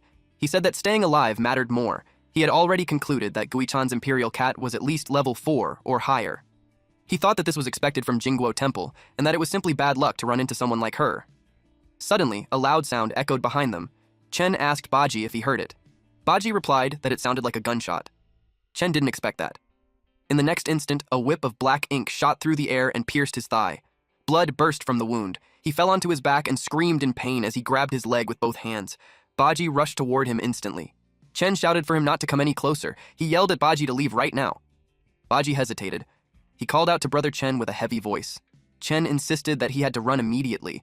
He pointed out that he was no match for that woman's cat rule. He told Baji not to worry about him. Chen continued, saying that these people specialized in dealing with cat demons. He warned that Baji must never fall into their hands. As the last carriage of the train passed, a heavy silence settled around Chen. Guichan's voice broke through it as she mocked him, asking why he wasn't running anymore. He glared at her. With a grin, Guichan raised the gun with both hands and aimed at him. She said the game of cat and mouse wasn't over yet, and now, she was the cat. She told him not to worry, because she wouldn't let the mouse, him, die too early. But it was a shame that his cat had abandoned him. Her brows tightened as she said, a cat that betrays its master has no place anywhere. She added that his cat wasn't as reliable as his gun, since the gun wouldn't abandon him and run away. With the last of his strength, he struggled to stand. One leg first, then the other. When he finally stood, his shoulders stiffened as he held himself up. He stayed silent for a few seconds. Suddenly, he turned around with his hands clasped together. His cool, arrogant attitude completely disappeared. Instead, a sheepish smile spread across his face. Hoping for her pity, he begged her to spare him, saying his cat demon had abandoned him. He piled on cringy praise and suggested she wouldn't want to see him spend his remaining years alone in the prison of Jingguo Temple. Guikan looked uncomfortable. He even offered his gun as a sign of respect. He added that a smart person understands the situation as he pleaded for her mercy. Annoyed, Guikan struck his face with the gun and told him to stop acting. Blood burst from his mouth as he staggered back. Her expression darkened as she looked down at him and cocked the gun. She then said that people like him, the trash of society, were better off dead. Chen told her not to be so certain. He said anything could be negotiated as long as the price was right. Since she was young, he knew she needed merit. He offered to give her intelligence on the 4 major civilian armed groups in Lizhu, including targets that Jingguo Temple had been searching for. He said he would give her the information if she let him go. But if she chose to kill him, he would accept it without complaint. Frustrated, Guikan let out a sharp breath as her brows tightened. Suddenly, a voice cut through the tension and called out to them. Both she and Chen turned toward the source of the voice. The voice asked if everything was settled. It was from Lie, and he added that Guikan truly lived up to her reputation. He said he rushed over to help, but she didn't need it. She asked if he had handled things on his end. He confidently said yes. He told her she could trust him to take care of things, but she doubted him since he had protected Kaisi earlier. Lie argued that it was different. He said guiding someone toward good shouldn't count as shielding them. He was suddenly cut off when a massive beast grabbed him. Guikan could only watch in shock. It was Baji. Baji held Lie hostage. He demanded that she release Chen or he would kill Lie. Chen was relieved to see him and said he truly lived up to his reputation. Unfazed, Guikan stared at them in silence. Baji shouted at her to stop stalling. Lie looked at the beast with narrowed eyes. Even after seeing him, Lie wanted to be sure, so he asked Baji if he was really a cat. A grin spread across his face. He then grabbed Baji's claws. With force, he pierced his own palm using them. Blood dripped from his hand onto the beast's fingers. Confused, Baji pulled his arm back. His eyes widened in shock. Lie looked at him with glowing eyes and a sly smile, apologizing in advance. He brought his 3 fingers together. He snapped. Suddenly, energy surged through Baji's eyes, and a twisted image of Lie reflected inside them. Horrified, the beast grabbed his head in panic. A chilling voice echoed, declaring that Baji should be executed. Lie's face darkened as bright energy burned around him. He slammed his open palm down, forcing Baji to his knees. In the industrial area, the group finally arrived at the scene. The blonde woman and Finn asked what had happened. Baji and Chen knelt before them, begging for their lives. The blonde woman recognized Chen, cursed him, and said he got what he deserved. Lie nodded in agreement. Chen realized they wanted to catch him in the act. The brown-haired man said he must be severely punished for targeting the people of Jingguo Temple. Lie nodded again. Chen admitted their mistake and said they failed to recognize the authority of someone great. He begged for another chance. Annoyed, Finn said that was just wishful thinking. Lie agreed again. Lie stated that illegal cat hunting was a serious crime, made worse by illegally possessing firearms. Chen and Baji lowered their heads to the ground. Lie then grabbed Chen by the collar. He asked if he really expected them to give him another chance. He pressed further, asking who would give the enslaved and trafficked cats a second chance. Defeated, Chen told them to do whatever they wanted with him. His expression fell as he continued, saying they weren't the main culprits. He added that many others were involved. Lie tightened his grip and leaned in, asking if he had any information about them. Chen's eyes widened in shock. Finn and the others behind them were left stunned. Lie told him to confess, saying that for every piece of information he gave, his sentence would be reduced by 3 years. 1 month later. It was the day of the assessment. People gathered in a large hall. One man asked his seatmate about his results. The other man replied that he ranked 330th. Chief Lee presented the first monthly assessment results for the new batch of Imperial cat handlers. A massive, green screen displayed the rankings. He continued, saying that out of the 1,100 newly promoted handlers, only 30% had passed the performance assessment. In other words, 7 out of 10 were disqualified. A large section of the screen turned red, showing the failed ranks. Chief Lee announced that all handlers ranked below 330th must return their waste tokens and not report back the next day. The candidates reacted with frustration and disappointment. He added that the remaining handlers would keep their scores and be tested again next month. The man ranked 333rd let out a sigh of relief. Meanwhile, the man beside him sat in shock after seeing his rank at 331st. The chief continued and announced that only 33 people achieved excellent results. He added that promotion applications require 3 consecutive months of excellence. The men ranked 17th and 18th sat proudly with their cats resting on their laps. He then revealed that one special team had been selected for recognition. This small team had earned many merits throughout the month. The crowd reacted in shock since they were newcomers who had already gained multiple merits. It was said that the team destroyed 6 cat hunting gangs. They also secured dozens of infestation sites. Some people in the crowd shouted that the team must be cheating. With special approval from headquarters, a commendation was awarded to the team members. On top of that, they were allowed to participate in the intermediate promotion assessment at the end of the year. An angry green-haired man sat in the crowd and muttered complaints. He accused Lie of being a traitor for working with a group of rich students. Lie casually raised his middle finger at him. He smirked and suggested the man simply wasn't working hard enough. Finn waved and invited Lie to sit beside him. The blonde woman, Yan, looked annoyed at his presence. She questioned why he was allowed to sit with them. Their brown-haired friend agreed with her. The purple-haired woman pointed out that Lie's quick thinking had saved the group. Yan disagreed and argued that they were only caught because of him. Once again, the brown-haired man sided with Yan. The purple-haired woman stepped in to calm things down. She invited everyone to a banquet at her house. It was a party hosted by her father to show his gratitude. She told Lie to come as well, since he was the main reason they were saved. Yan remarked that even a mere kid was allowed into General Lu's mansion. Finn warned her to watch her words since General Lu was the host. He felt they shouldn't meddle in other people's affairs. Lie ignored their argument and casually picked his nose like nothing was happening. The assessment ended, and the crowd was told to leave in an orderly manner. Outside, a large crowd gathered near the entrance. Lie noticed the commotion, and Finn suggested they go take a look. A sleek motorcycle was parked in front of the building. It was Guikan. She wore sunglasses and leaned against her bike. The onlookers admired her.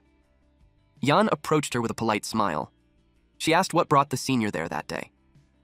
Guishan lowered her glasses and told her to call Lie because she had something to discuss with him. Yan felt nervous but quickly agreed.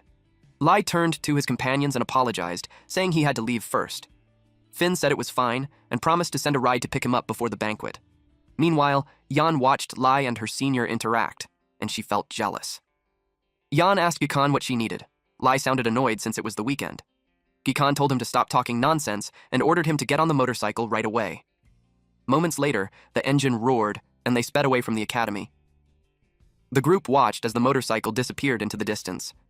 The brown-haired man asked Yan if she thought the two already knew each other. Yan grew frustrated and told him to stop saying nonsense. The purple-haired girl commented that the situation seemed suspicious. Nearby, Finn found Lie more interesting than before. They went to a coffee shop in the suburbs of Lizhu City. Guichan dropped a pair of cuffs onto the table with a thud. Confused, Lie asked what they were. Guichan brought up their previous encounter with a group of cat hunters. She revealed that an investigation had been done on the restraint equipment they used. She explained that the devices used material technology unique to the military. Their secrecy level was the same as military weapons. She pointed out that such controlled items were not supposed to enter the private market. Lie asked if she planned to keep investigating. She said there was no reason not to, especially if it could lead to a major merit. Lie realized she wasn't even considering the risks. He suggested that a case of this scale might be too much for a newcomer like him. At that point, he was just earning the minimum allowance of 800 after finishing his internship. Guikan grew annoyed that he was still holding back information. She said she had already made Li Chen confess about the other cat hunters and their hideouts. He argued that the next steps of the case shouldn't involve a junior handler like him. He laughed it off and said his job was done after the interrogation. She asked if he still remembered the first time they met. Confused, he asked why that even mattered. Guikan placed a camera on the table and said that Jingguo Temple had surveyed the scene. They found a damaged device. Inside it was a photo of a high-level cat afflicted named Kaisi. More importantly, they also found a blood sample from a certain junior cat exorcist. Lie stared at the camera, growing nervous as sweat formed on his cheek. She asked if he wanted his secret exposed. She said that for Jingguo Temple, someone who could suppress cat demons across different ranks was extremely valuable. She added that if they discovered his ability, no one could predict how they would treat him. She listed possible outcomes like being kept in captivity and used like a milk cow for blood, or worse, turned into a test subject. A sly smile spread across her face. That was enough to break him. Lai said she didn't need to say anything more. He promised he wouldn't refuse. However, he had one small request before agreeing. She told him to say it. Since she was a former high-ranking cat exorcist, she must know many things. At an outdoor training ground under a clear sky, Guikan asked why he suddenly wanted to learn. She thought to herself that his strength was already enough to handle a level 5 cat demon. Her brows furrowed as she wondered what the point of learning this was. Lai pulled out an MP443, a modified weapon. He explained that there were problems beyond just the cat-afflicted. She remarked that he wasn't completely stupid, after all. Earlier, Chen had given him the gun as a reward. Lai said that in his line of work, he would inevitably face enemies that weren't cats. She realized that Lai wanted to learn cursed firearms, so he wouldn't leave evidence for Jingguo Temple. He coughed lightly and said some things were better left understood without saying. He mentioned that after the last incident, he planned to find other ways to fight. He complained that the firearm was hard to use. Nothing happened when he pulled the trigger. She was shocked by what he said. She shouted that she had finally caught him in a lie. She lectured him about how cursed weapons had been widely used for years. She questioned how he didn't even know the basic principle. She realized that something strange about him was now confirmed. Lai grew nervous. She explained that cursed weapons rely on the user's spiritual energy to activate the cat demon curse engraved inside them. The trigger wasn't just for show. This was basic knowledge that even a child would understand. She added that many types of guns and cannons existed, but there were also true, great power weapons. Since Lai didn't know this, she compared him to someone from ancient times who had never seen a car or a phone. She leaned in with a sharp look and asked if he was actually from another era. Lai broke into a cold sweat. Stammering, he asked her to let him explain. Lai felt nervous. He said he was just a country bumpkin who didn't understand the gadgets used by big city people. Deep down, he knew his real situation couldn't be revealed. Guikan was suspicious. No one would believe such an excuse. Suddenly, her eyes widened as something clicked. An image of Lai as a powerful and dangerous figure formed in her mind. Thinking about it that way, his explanation strangely started to make sense. Lai let out an awkward laugh. Guikan recalled her old man's words. She remembered that many ancient families lived in seclusion beyond the temple. Most of them inherited secret techniques that rivaled the power of cat demon laws. She wondered if the technique he used to defeat the level 5 cat disaster was actually a hidden family art. She said that his desire to hide his uniqueness from Jingguo Temple finally made sense. Lai looked confused, wondering what she was imagining now. She smiled and patted his shoulder, assuring him that she understood everything. With confidence, she promised to keep his secret. They moved to an open training ground marked with red flags. Since he had never used curse-modified weapons before, she decided to teach him from the basics. She explained that cat demons possessed a type of power called demon power. Cat demons were ranked from level 1 to level 5. These levels matched the severity of cat disasters. Controlling this power came naturally to cat demons, but humans struggled to handle strong demon power directly. She then held up a high-tech firearm and explained that curse-modified weapons were created by the Empire to solve this problem. She took out an orb and told Lai that an imperial cat only needed to channel demon power into the weapon for a human to use it. She held Sheng in her arms as dark energy flowed into the gun. The demon power was then turned into an attack through engraved incantations. She aimed the weapon at a pile of tires, and at first, nothing seemed to happen. Then a whip of dark ink burst from the gun and pierced through the target. Lai was shocked. The shot came from Sheng's ink play law being infused into the weapon. She handed Sheng to Lai so he could try it himself. Sheng jumped onto Lai's shoulder as he focused on channeling the power into the weapon and took aim. Guchan reminded him that he only needed to think about it and didn't have to say anything out loud. He raised the cursed firearm as dark, wispy energy gathered around the barrel. She instructed him to inject the law power first, then aim. She added that he should imagine the ink wrapping around the bullet as it fired. He began to sweat under the pressure and finally pulled the trigger. A bright flash burst from the gun as the shot fired. The projectile shot across the training ground like dark lightning. It curved through the air. It hit the target with immense force, blasting it into small wooden pieces. Both of them were stunned. He stared at the weapon in his hands, surprised at how simple it felt. Guikan watched him as Sheng jumped back to her shoulder. She was shocked that he learned to use a cursed weapon so quickly when it took her more than half a month to do the same. She asked him why he was just standing there. Lai looked confused and said he couldn't hear her. Suddenly, blood burst from his nose. His eyes rolled back. Then he collapsed face first onto the ground. She didn't expect him to drop after firing just one shot. Later, they arrived at Lie's residence. Guikan told him to take better care of himself. She said cat handlers used qi to control their cats, and she had never seen someone as qi deficient as him. He felt insulted. He tried to comfort himself and said everyone has a first time. He pointed out that her imperial cat was no ordinary breed. She admitted that it was true. Lie noticed her expression and grew frustrated. He wondered if she was secretly laughing at him. Guichen told him to get some rest. She said she hoped he would last longer next time she called him and not collapse after just one shot. Finn sat in his car and watched them. He was completely shocked by what he heard. He thought about the long line of marriage proposals at the left minister's residence that stretched all the way to Xuanwu Gate. Yet Guichan's marriage was still not arranged. A conclusion slowly formed in his mind. That night, at General Lu's mansion, tea was poured into a small green cup. A brown-haired man, one of Finn's friends, flirted with a few women. The Catwoman leaned closer and used her chopsticks to feed him a piece of food. His face turned red as he looked at her. He stared at her pose and said, "The food tasted amazing." Jan watched the man and the cat servant from a distance. She looked annoyed. She warned him to get a grip because he was about to start drooling. The man realized he had gone too far and quickly wiped his mouth. He claimed it was all a misunderstanding. Yan said all men were the same. But deep down, she knew it was hard to avoid, because cat servants were much rarer than normal maids. She noted that the number of cat servants showed the host's status at a banquet. Meanwhile, the man kept playing with the servant and called her cute. A male cat servant offered her a drink. These servants were used by nobles to show off their status. She took the cup and praised the unique style of General Lu's mansion. The servant felt flattered. Suddenly, she pointed across the room in annoyance and asked if something could be done about that rude guy.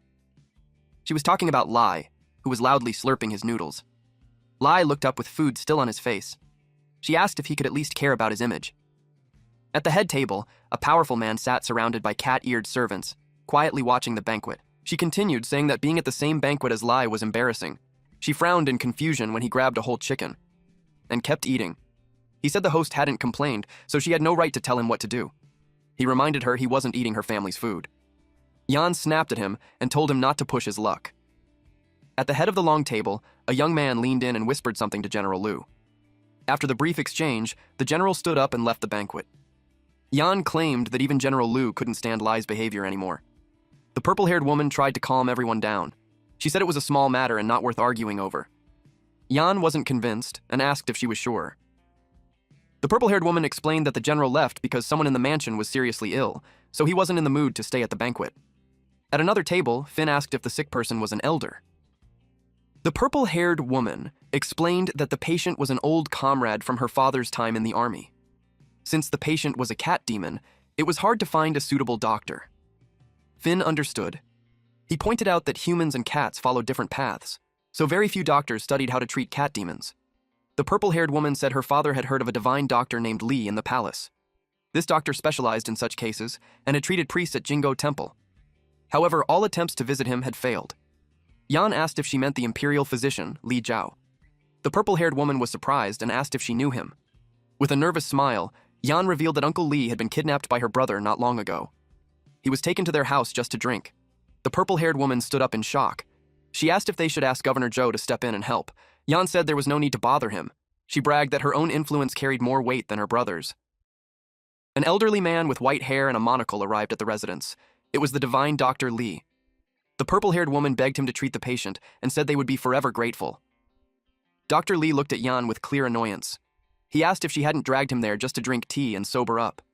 She replied that once Uncle Li showed his skills, they could still sit down and enjoy tea afterward. Dr. Li entered the house and remarked that Yan was just like her brother, always causing trouble for others. He walked past Lai, who was casually petting a cat servant. He kept walking. Eventually, he stopped in front of a landscape scroll and let out a heavy sigh. Yan asked why Uncle Li looked so troubled and if the situation was serious. Dr. Li lowered his gaze and spoke solemnly. He described the symptoms as jaundice and ascites, along with vomiting and a high fever, and said there was no point in continuing treatment. Lai asked why the condition couldn't be treated. The cat servant Lai was petting rested her head on the table. He stroked her head and asked why Dr. Li made it sound so serious when it was just FIP, a common illness. The purple-haired woman stared in shock. Dr. Li looked amused while Yan grew annoyed that Lai had interrupted. He walked over and asked Lai if he also knew how to treat cats. Lai's old habits kicked in, and he immediately regretted speaking. He said he had studied a little, raised a few, and treated a few. The doctor narrowed his eyes in suspicion. He said the boy didn't sound like someone who only knew a little. Lie replied that it depended on who he was being compared to. He added that for a minor illness like FIP, he wouldn't say treatment was pointless. Dr. Lee snapped and called him arrogant. He argued that the cat demon was too far gone to be saved. He said feline illnesses were like a plague and that he had practiced medicine for 30 years. He asked if the boy thought he was a fraud. Lie started getting irritated with the old man. Jan smirked and teased Lie for being scolded. He ignored her and stood up, still petting the cat's head. Then he said he was only stating facts. He also questioned how someone could be called a divine doctor if they couldn't accept a small difference in opinion. Jan shouted that he was talking nonsense, but Dr. Lee raised a hand to stop her. He then said that in all his years of practice, he had never seen a grandmaster who specialized in treating cat demons. Jan added that cat plagues were widespread. She explained that everyone avoided them, so no one was willing to treat them. Lie asked the servants if no one treated domestic cats when they got sick. The cat servant replied that they were only lowly slaves and not worthy of receiving medicine. Jan told Lie to hurry up and apologize to Dr. Lee. She pointed out that Dr. Lee was already old and warned him not to anger the man any further. Dr. Lee turned his back and prepared to leave. Lie watched him go and asked if he really had no intention of saving the patient anymore. Since he was about to leave like that, Lie suggested that he let him try treating the patient instead. Dr. Lee stopped in his tracks and turned back with a surprised look. Lie questioned his motives, asking if the patient would be denied a chance to live just so he could protect his reputation. Jan was about to speak, but a hand rested on her shoulder. A tall, bearded man stepped forward with a smile. It was Guard General Lu Jiang. He asked who the young man was, noting that he seemed to have quite a bit of spirit. The purple-haired woman bowed respectfully and addressed him as father. She explained that the young man was her comrade from Jingo Temple. She added that Lie was the one who had saved her life during a previous mission. The general sized Lie up and said his attitude reminded him of his younger days. He asked which capital city this rising talent came from. His daughter blushed and said Lie's background was quite ordinary compared to theirs. General Lu firmly stated that a humble origin was nothing to be ashamed of. Suddenly, Finn leaned in and whispered to the general. He told him not to underestimate Lie because he might become the future live-in son-in-law of the Chu family. General Lu was stunned. He asked if it was the famous Chu family from the capital. Finn confirmed it. He added that he had seen Gui Khan teasing Lie earlier that evening. The general's eyes widened as Finn nodded with a serious look. General Lu burst into laughter. He praised the young man as impressive and talented. He said very few people could catch Old Man Chu's attention. Lie looked flustered and quickly tried to deny it, asking Finn to stop spreading rumors. But the general was already convinced. He believed that anyone trusted by Old Man Chu couldn't be ordinary. He then brought the topic back to the treatment mentioned earlier. He asked Lie how confident he was in handling the case. Lie sighed and rubbed his forehead, clearly annoyed. He thought it might be better to drop the issue. Then he spoke and explained the illness. He said that peritonitis wasn't incurable, but it spread easily among cats. Early signs included slight fever and muscle tremors. Symptoms like vomiting and eye discoloration were often caused by incorrect treatment. The general and the purple-haired woman were shocked. She urged her father to let Lie try. After thinking it over, General Lu agreed. He invited Lie into the inner room to discuss the details and asked the other guests to wait for a moment. The group walked along an open corridor as night settled in. Lie complained to himself, annoyed that what was supposed to be a simple meal had turned into all this trouble. He was brought into a private room and asked to sit.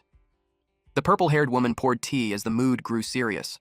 Lie felt like he was in a job interview and wondered how things escalated so fast.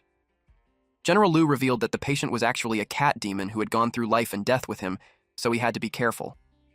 He said that years ago there was a major conflict between humans and cats in the imperial court. At that time, being a different species was seen as a great injustice. He described his friend as a quiet cat who never fought for status. Even with many achievements, the cat demon still lived in poverty among commoners. The general couldn't bear to see his old friend suffer, so he brought him into the manor. He lowered his head with regret and admitted he never expected his friend to become this sick. Lie looked at him with concern. General Lu seemed deeply troubled. Lie didn't understand why he was so serious about an illness that wasn't fatal.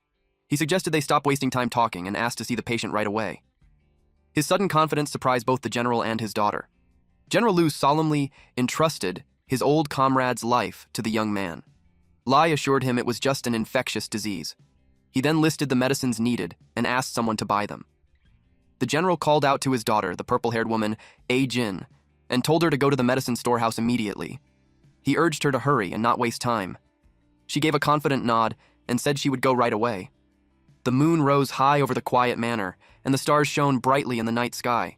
Inside a dimly lit room, Lie sat by the bedside wearing a white medical mask for protection. The orange cat demon lay still under a white blanket. Lie picked up a syringe and carefully checked the needle. He gently inserted it into the cat's fur and injected the medicine. General Lu stood at the doorway, watching with a tense expression. He finally asked how the situation was. Lie let out a sigh, realizing he had somehow returned to his old profession after all his wandering. With a smirk, he thought this line of work had great potential in this world. A dream of becoming a divine veterinarian filled his mind. In his imagination, beautiful catwomen surrounded him. He flushed as the fantasy played out. General Lu snapped him back to reality by asking if something was wrong since he had gone quiet. Lie replied that everything was fine. He told the general that the diagnosis and treatment were complete. He said the medicine would work quickly and suggested checking the patient's temperature later to see if the fever had gone down. The clock on the wall ticked as time passed. Dr. Lee carefully examined the patient with a thermometer. He was shocked, which made Yan ask if that kid had messed everything up. Dr. Lee said the patient's temperature had returned to normal and the breathing was stable. These were clear signs that the inflammation was fading. He predicted a full recovery within 3 days. Everyone was stunned by the result. Yan still doubted it, but Dr. Lee pointed out that he had practiced medicine for decades. He said his eyes weren't so bad that he couldn't see the truth. He glanced at the slightly open door with deep curiosity. Dr. Lee adjusted his robe and stepped inside again. He approached Lie and made a rather bold request. He asked if the medicine was developed by Lie himself. Lie said it was just a simple anti-inflammatory drug. He added that the formula wasn't complicated at all. Dr. Lee hesitated. Lie suddenly panicked and cut him off, shouting that he wasn't taking any disciples. The old man broke into a sweat and quickly explained that wasn't his intention. He bowed respectfully and apologized for overstepping. He admitted that he only wanted to ask for the prescription used in the treatment. Lie asked why he wanted it. Dr. Lee explained that after many years of practice, he had never seen a medicine work this effectively, so he humbly asked for this favor. Lie simply smiled. He knew the doctor wanted the formula to help others. Because of that, he had no issue sharing it. He wrote down the prescription. He handed the paper to Dr. Lee and instructed him to use 1 injection per day. He added that the dosage could be reduced and changed to oral medicine once the swelling went down. Dr. Lee couldn't believe the formula was being given so easily. Lie said that peritonitis wasn't a serious illness. He hoped that in the future, the doctor wouldn't tell people to give up on treatment so quickly. Suddenly, a hand rested on his shoulder. General Lu stepped forward with a grateful smile. He suggested that Lie stay the night at the manor. He said he wanted to host him properly since his kindness couldn't be repaid with words. Lie politely declined. The general looked a bit disappointed and asked if the manor didn't suit his taste. Lie explained that he had other matters to handle, so it wasn't convenient for him to stay. He added that several little ancestors were waiting for him at home and hadn't been fed yet. He worried they might turn his house upside down if he came back late. General Lu watched him with a gentle smile. He thought the young man had a warm, home-loving nature, unlike Old Man Chu. He decided not to insist. He offered to have 2 cat-eared servants escort Lie out and promised to hold another banquet in a few days to show his gratitude. Lie politely refused again. He said there was no need for so much trouble and that he could leave on his own. General Lu remarked that he was young, capable, and had a good character. He then ordered the guards to open the gates and see the guest off. The guards strained as they pushed the massive red doors. The iron-studded gates creaked as they slowly opened. A young man on the street looked up in shock at the sound. He asked if the main gate of the general's manor had actually opened. A woman nearby covered her mouth in surprise. She said the gates hadn't opened in 2 or 3 years. They wondered which young talent was being honored this time. The people of Liju all knew the rule of General Lu Jiang's manor. The main gate was never opened casually. It was only used when someone worthy was personally welcomed or escorted by the general himself. The last time it opened was 3 years ago. Back then, the daughter of the left prime minister had visited with her father. Now, the main gate opened once again. Everyone understood what that meant. The guards stood straight as the massive doors fully opened. General Lu Jiang walked beside Lie and gestured toward the exit. Together, they passed through the grand entrance under the watchful eyes of the staff. Lie waved goodbye from the window of a white car as it pulled away. General Lu and Jin stood by the manor gates and watched the car disappear into the night. Inside the car, Lie and Yan both let out a long sigh of relief. He turned to her and said he hoped he didn't embarrass himself this time. Yan looked away with a cold expression and asked why he acted so smug. Still, She admitted he was better than most since he rejected the escort of the cat servants. The brown-haired man in the passenger seat glanced back curiously. He asked why Lie refused the escort of the two cat maids and wondered if he didn't like them. Lie looked confused and asked if there was another meaning. The question left Finn, Yan, and the brown-haired man all confused. Lie asked what was wrong. Yan's face turned red as she explained that nobles openly gifting cat demon maids would violate imperial law. She stopped there, leaving the rest unsaid. Their brown-haired friend continued, explaining that people usually spoke in more subtle ways. He said there was an unspoken understanding among the elite. Lie was confused at first. As he slowly understood, his face turned red. The moment it clicked, he leaned out the window and shouted for the driver to stop, saying he still had something important to discuss with the general. Yan pulled him back inside and told him to shut up because he was embarrassing them. The car kept moving. Back at the manor, the general watched the car disappear into the distance. He thought Lie was still waving goodbye even from far away. He commented on how polite the young man was. General Lu praised Lie's steady personality and outstanding ability. He sighed that young people like him were becoming rare. Ajin smiled and agreed, saying Lie's character and skills were both top tier. The general then looked at his daughter and suggested she dress up like the girl from the Chu family. He wanted her to learn from her so he could find a good son-in-law. She stuck out her tongue and refused, saying she wouldn't be used to repay his favors. He told her to get some rest. He ordered her to accompany him to the capital the next day because he wanted to see where Old Man Q found such an impressive son-in-law. A few days passed. It was early morning at Chengde Gate. Modern soldiers in camouflage marched through the ancient gate. They carried heavy rifles and wore tactical helmets. A crowd gathered behind a yellow barrier. One man raised his phone to record the scene. Then everything came to a stop. One man in the crowd asked why all 9 gates were sealed.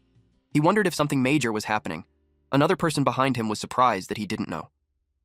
The sealing of the 9 gates was a grand signal that a high-ranking official was returning to the capital. It showed the court's respect, and it also prevented local armies from entering the city and causing unrest. Since the dynasty valued military power, this honor was reserved for generals or military governors. A convoy of black luxury cars drove through the massive stone archway. People along the street watched the vehicles pass.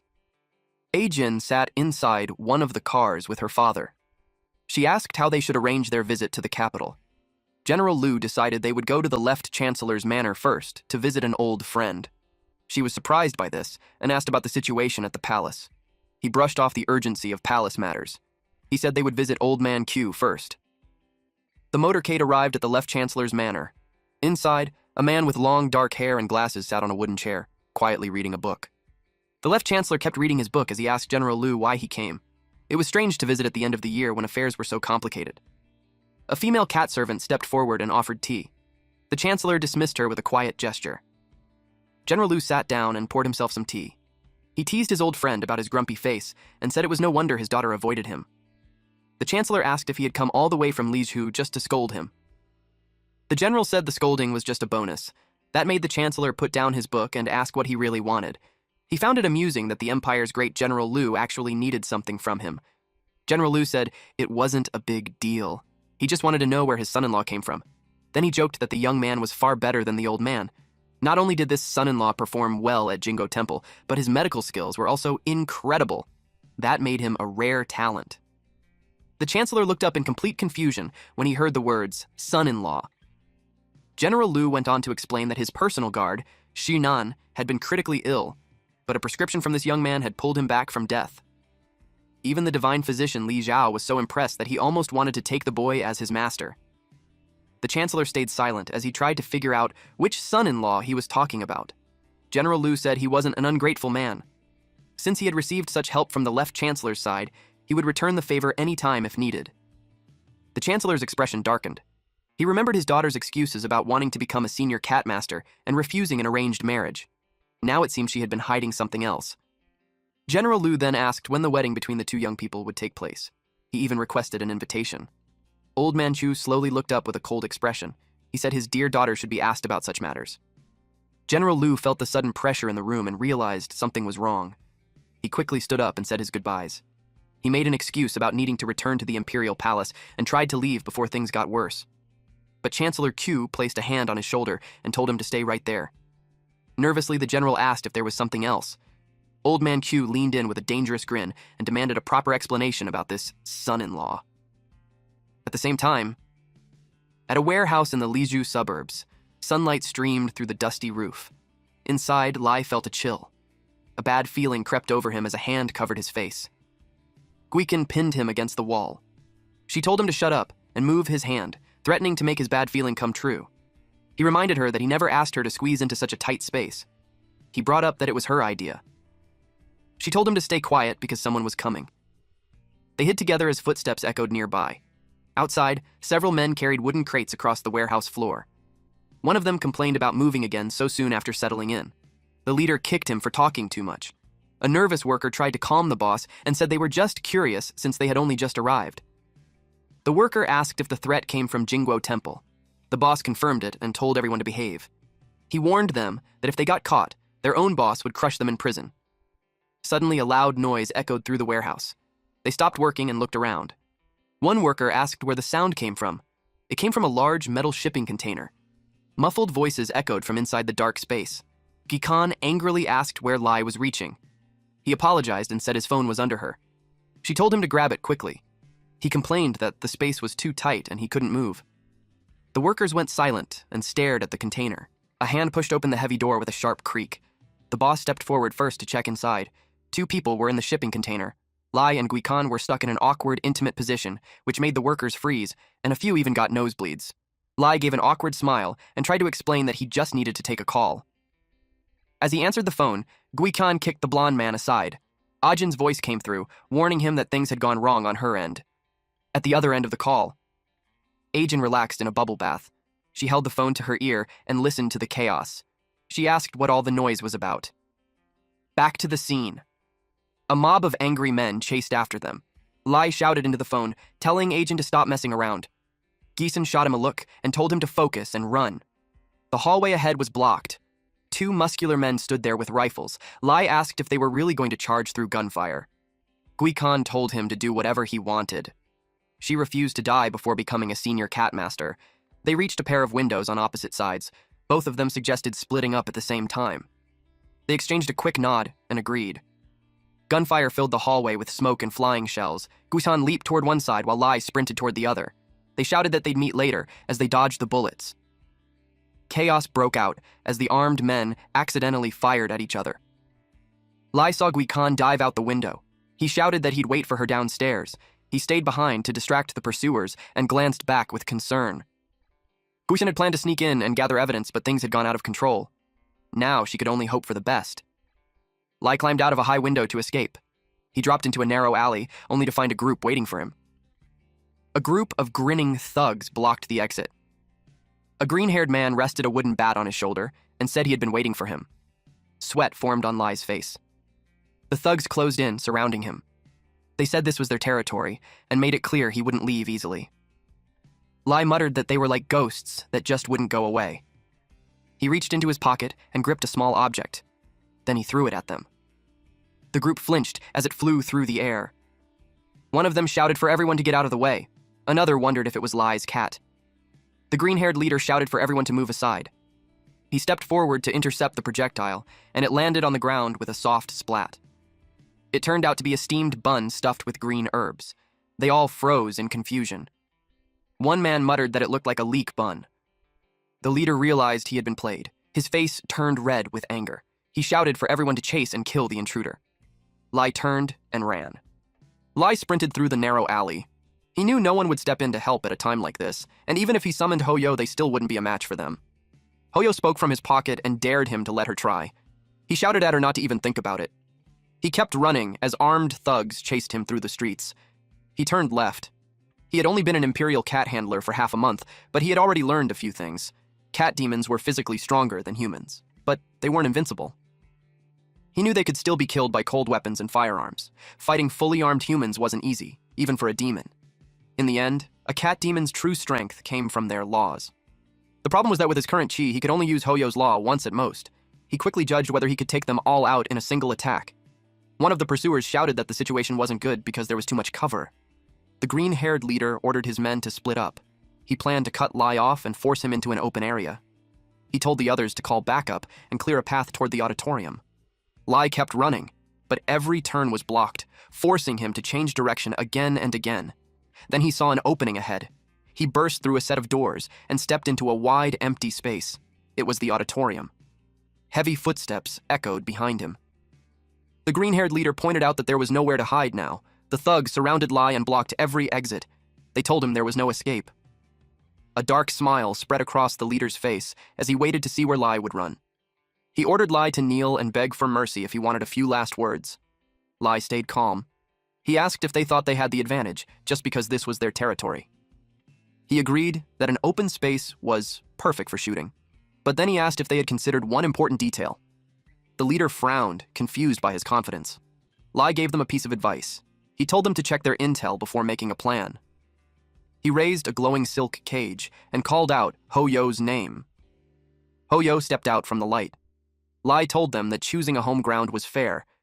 However, he pointed out that a wide field of vision also meant the space was empty enough for his plan. If they had done their research, they would know that Ho-Yo, his imperial cat, could compress air into physical form. He reached out and asked Ho-Yo to take his hand. The firearm in his grip began to hum. A violent vortex of wind started swirling around them. An open environment like this was perfect for using that kind of cat law. A sly smile spread across Lie's face. He admitted he had been worried about how to take them all out in one shot. But now, he should thank them for making it easier. He raised the weapon and called for the cat law to activate. A massive vortex of energy burst from the gun and filled the entire room.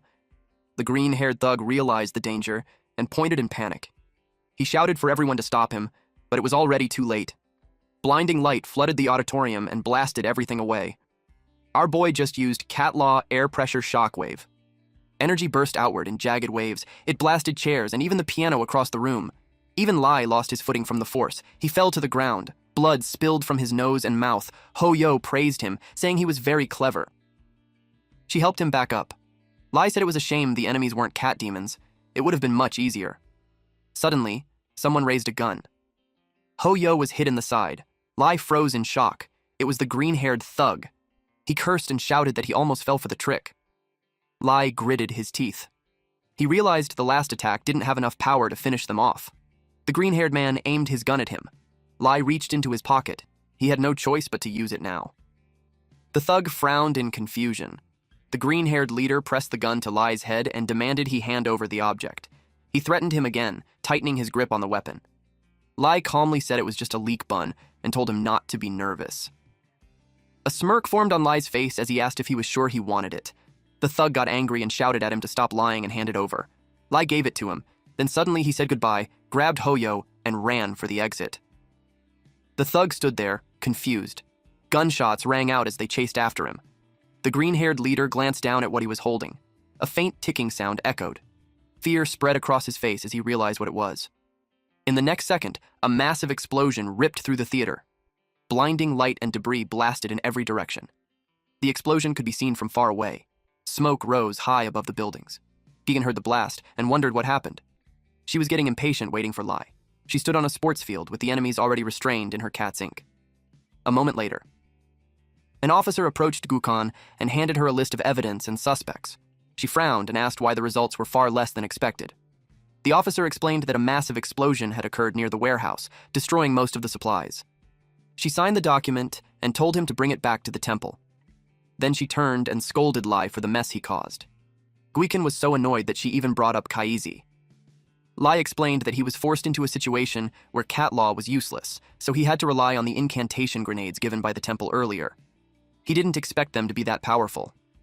She told him they could have recovered at least twice as many supplies if he hadn't blown everything up. Now only scraps were left. She inspected what remained and noted that most of it was average or low quality. Lie picked up a gray branching object and asked what it was. She identified it as antler ore. She explained that it was a fossilized antler from a died deer. He asked if it was valuable, and she confirmed that it was. She explained its uses. Low-purity ore was used to create demon-suppressing stones. High-purity crystallized antlers were key materials for cursed weapons. It was even considered a form of currency more valuable than gold. Not only that, refined antler ore could produce antler stones. These were essential for the daily cultivation of an imperial cat. Lie became interested. Now he understood why she was excited earlier. She told him to stop acting dumb and asked if he got it. He lied and said yes. Inside, he started calculating profit splits. Since she was strong, he knew a 20-80 split wouldn't work. At the same time, she was also thinking. She saw him as clever despite how he acted. She figured he wouldn't accept something like a 30-70 split either. At the same moment, both of them proposed a 50-50 split. They froze and looked at each other. Then they shook hands to seal the deal. It was agreed. No backing out. Meanwhile, the officer reviewed the final report stating that all target supplies were destroyed and nothing was recovered. He couldn't believe how exaggerated it sounded. A forest burned. At the same time, chaos unfolded. A young girl stood frozen, watching the battlefield. Corpses and torn bodies were scattered everywhere. Someone shouted for everyone to attack together and stop the man. The young cat girl was stunned. Other cat demons shouted not to be afraid. If the enemy ran out of strength, he might not be able to kill them all. The girl, Kaisi, watched everything burn. A cat, barely clinging to life, asked her why she ran. The cat woman lay on the ground, covered in blood, her eyes filled with betrayal and sadness. Kaisi said nothing. She just stood there as the words sank in. At that moment, a massive, injured tiger warrior stepped in front of her. She didn't even look at him. Her eyes stayed locked on the cat woman who had just died. The warrior glanced at the corpse and called out her name. Kaisi's face stayed blank. He told her that surviving in disgrace was not easy. The flames surrounding the forest twisted into the shape of a lion's face. The warrior told her to go while he stayed behind to hold them off. The enemy leaned closer and whispered that sooner or later she would have to face him. Kaisi turned and ran as fast as she could. The fire roared behind her, painting the forest in orange. She looked back one last time and saw the lion reflected in her eye. At the present time, Kaisi woke up with a sharp cry. She sat on her bed and pulled her knees to her chest. Her body trembled. The words echoed in her mind. Surviving in disgrace was not easy. Wind drifted into the room as the curtains fluttered open. She got out of bed and walked to the kitchen. She opened the refrigerator and grabbed a drink. With the can in her hand, she stepped onto the balcony. Kaisi looked down and saw Lie sitting on the grass below, meditating under the bright sunlight. A faint white aura flowed around his body. Lie slowly opened his eyes and let out a quiet sigh. He held a small, smooth stone as he recalled Guiken's lesson. The amount of ki depends on the strength of the Imperial Cat's Law. With his current level, he could barely control Ho-Yo, let alone Kaisi. He took a deep breath. He crushed the stone in his fist, making up his mind to keep pushing forward. White energy flowed from his body as he focused. The steam-like aura rose into the air and drifted past Kaisi. She noticed him. Then she turned away, deciding to head back since it was boring. The sky turned orange as the sun began to set. Lie was still there, meditating. 6 hours passed and his energy was completely drained. He had been trying to squeeze every bit of power out of a single antler stone. But it was far harder than he expected. He let out a tired sigh and flicked the stone away. It landed in a small pond with a soft splash. Then he noticed something. The pool was filled with antler stones that had already lost their energy. A sense of worry crept in. He didn't know how long it would take to master Huji's cat law. His slow progress started to weigh on him. Suddenly, Kaisi spoke. She said he was still far from his goal. She had already told him that during the Imperial Cat Handler test. Lie tried to remember. It was when he struck the machine and got a score of 386. He quickly started calculating. At his current speed, 386 stones would take around 2,300 hours. That was 100 days. And 100 days divided by 30. His eyes widened in pure terror as the numbers sank in. And that was if he trained for 3 straight months without eating, drinking, or sleeping. Kaisi asked him what he was expecting. She explained that human cat guardians held a transcendent status, and the price they paid was something ordinary people couldn't endure. Lie began to worry. If Huji's law was already this hard, then Hu Tai's or Hu Ming's would take even longer to master. Suddenly, Lie turned his head, his gaze sharp and serious. Kaisi flinched at the intensity. She asked him what he wanted. Lie asked how much chi capacity was needed to use her law. Caught off guard, Kaisi held back a laugh. Then, she burst out laughing. Annoyed, Lie snapped at her to stop, telling her he was serious. She said he was a bold dreamer. For someone at his level, she didn't expect him to say something like that. Kaisi pointed to the pink-haired girl as an example. She said it would take him 10 years just to catch up to Chu Guichen. Then she added that he would need 3 times that strength just to reach the level where he could even see her shadow. Lie quickly did the math. That was a gap of at least 30 years. Kaisi proudly declared that she was a level 5 cat demon. Just being able to contract with her was already a rare stroke of luck. She told him to think about it. Who else his age had contracted a level 5 imperial cat? Most contractors were already 50 or 60 years old.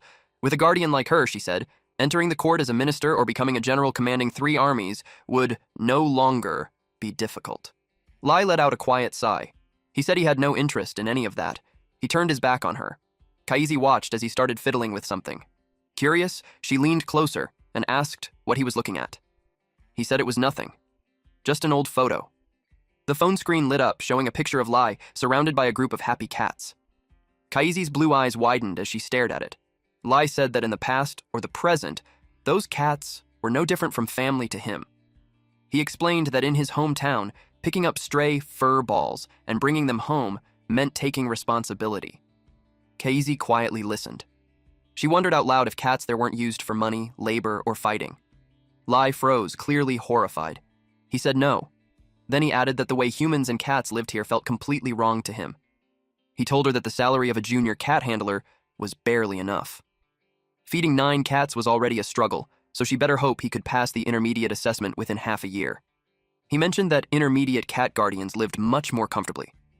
Kaisi's expression slowly darkened as she stared at him. Lie felt a chill and asked what was wrong. She snapped, annoyed that he didn't say this earlier. She grabbed his shirt and started dragging him away. She told him that if he kept relying on his current training, he would never get promoted.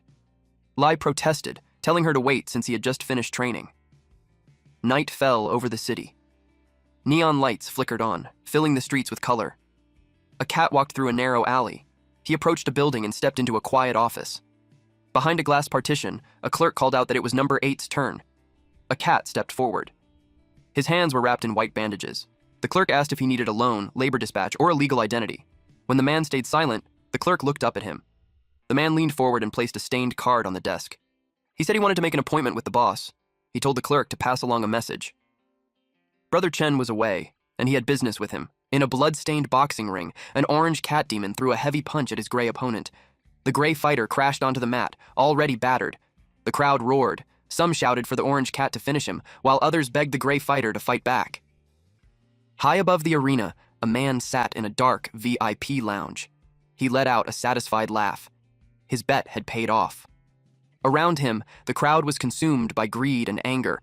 Someone screamed that they had just lost their entire fortune on the match. The arena turned into a frenzy. Voices overlapped, all demanding the same thing. Kill him. The fallen gray cat looked up, trembling. In a weak voice, he begged for mercy.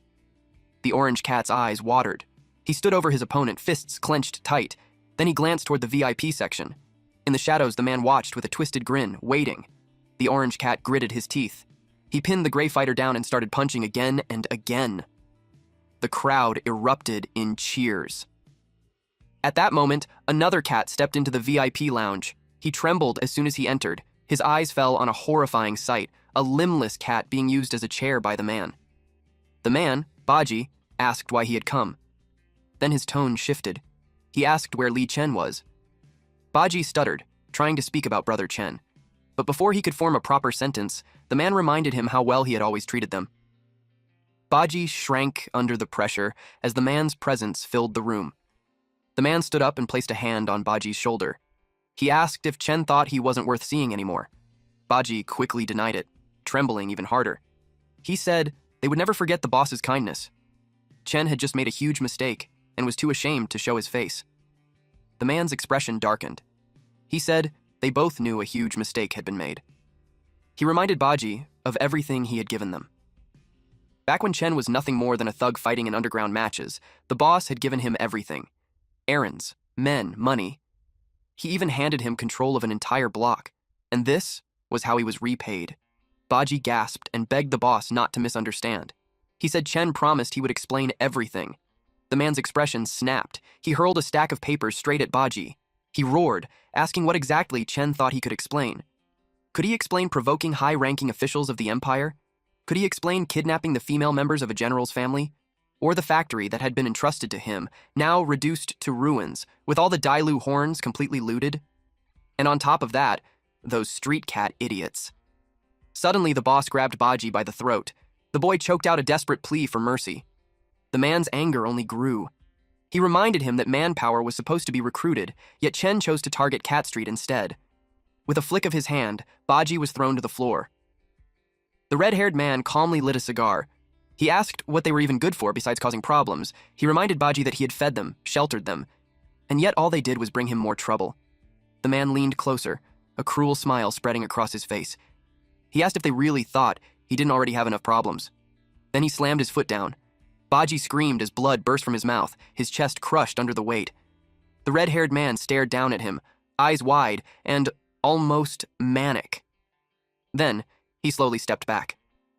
He muttered that it was only natural Chen didn't dare come back, but since Chen didn't show up, why did Baji?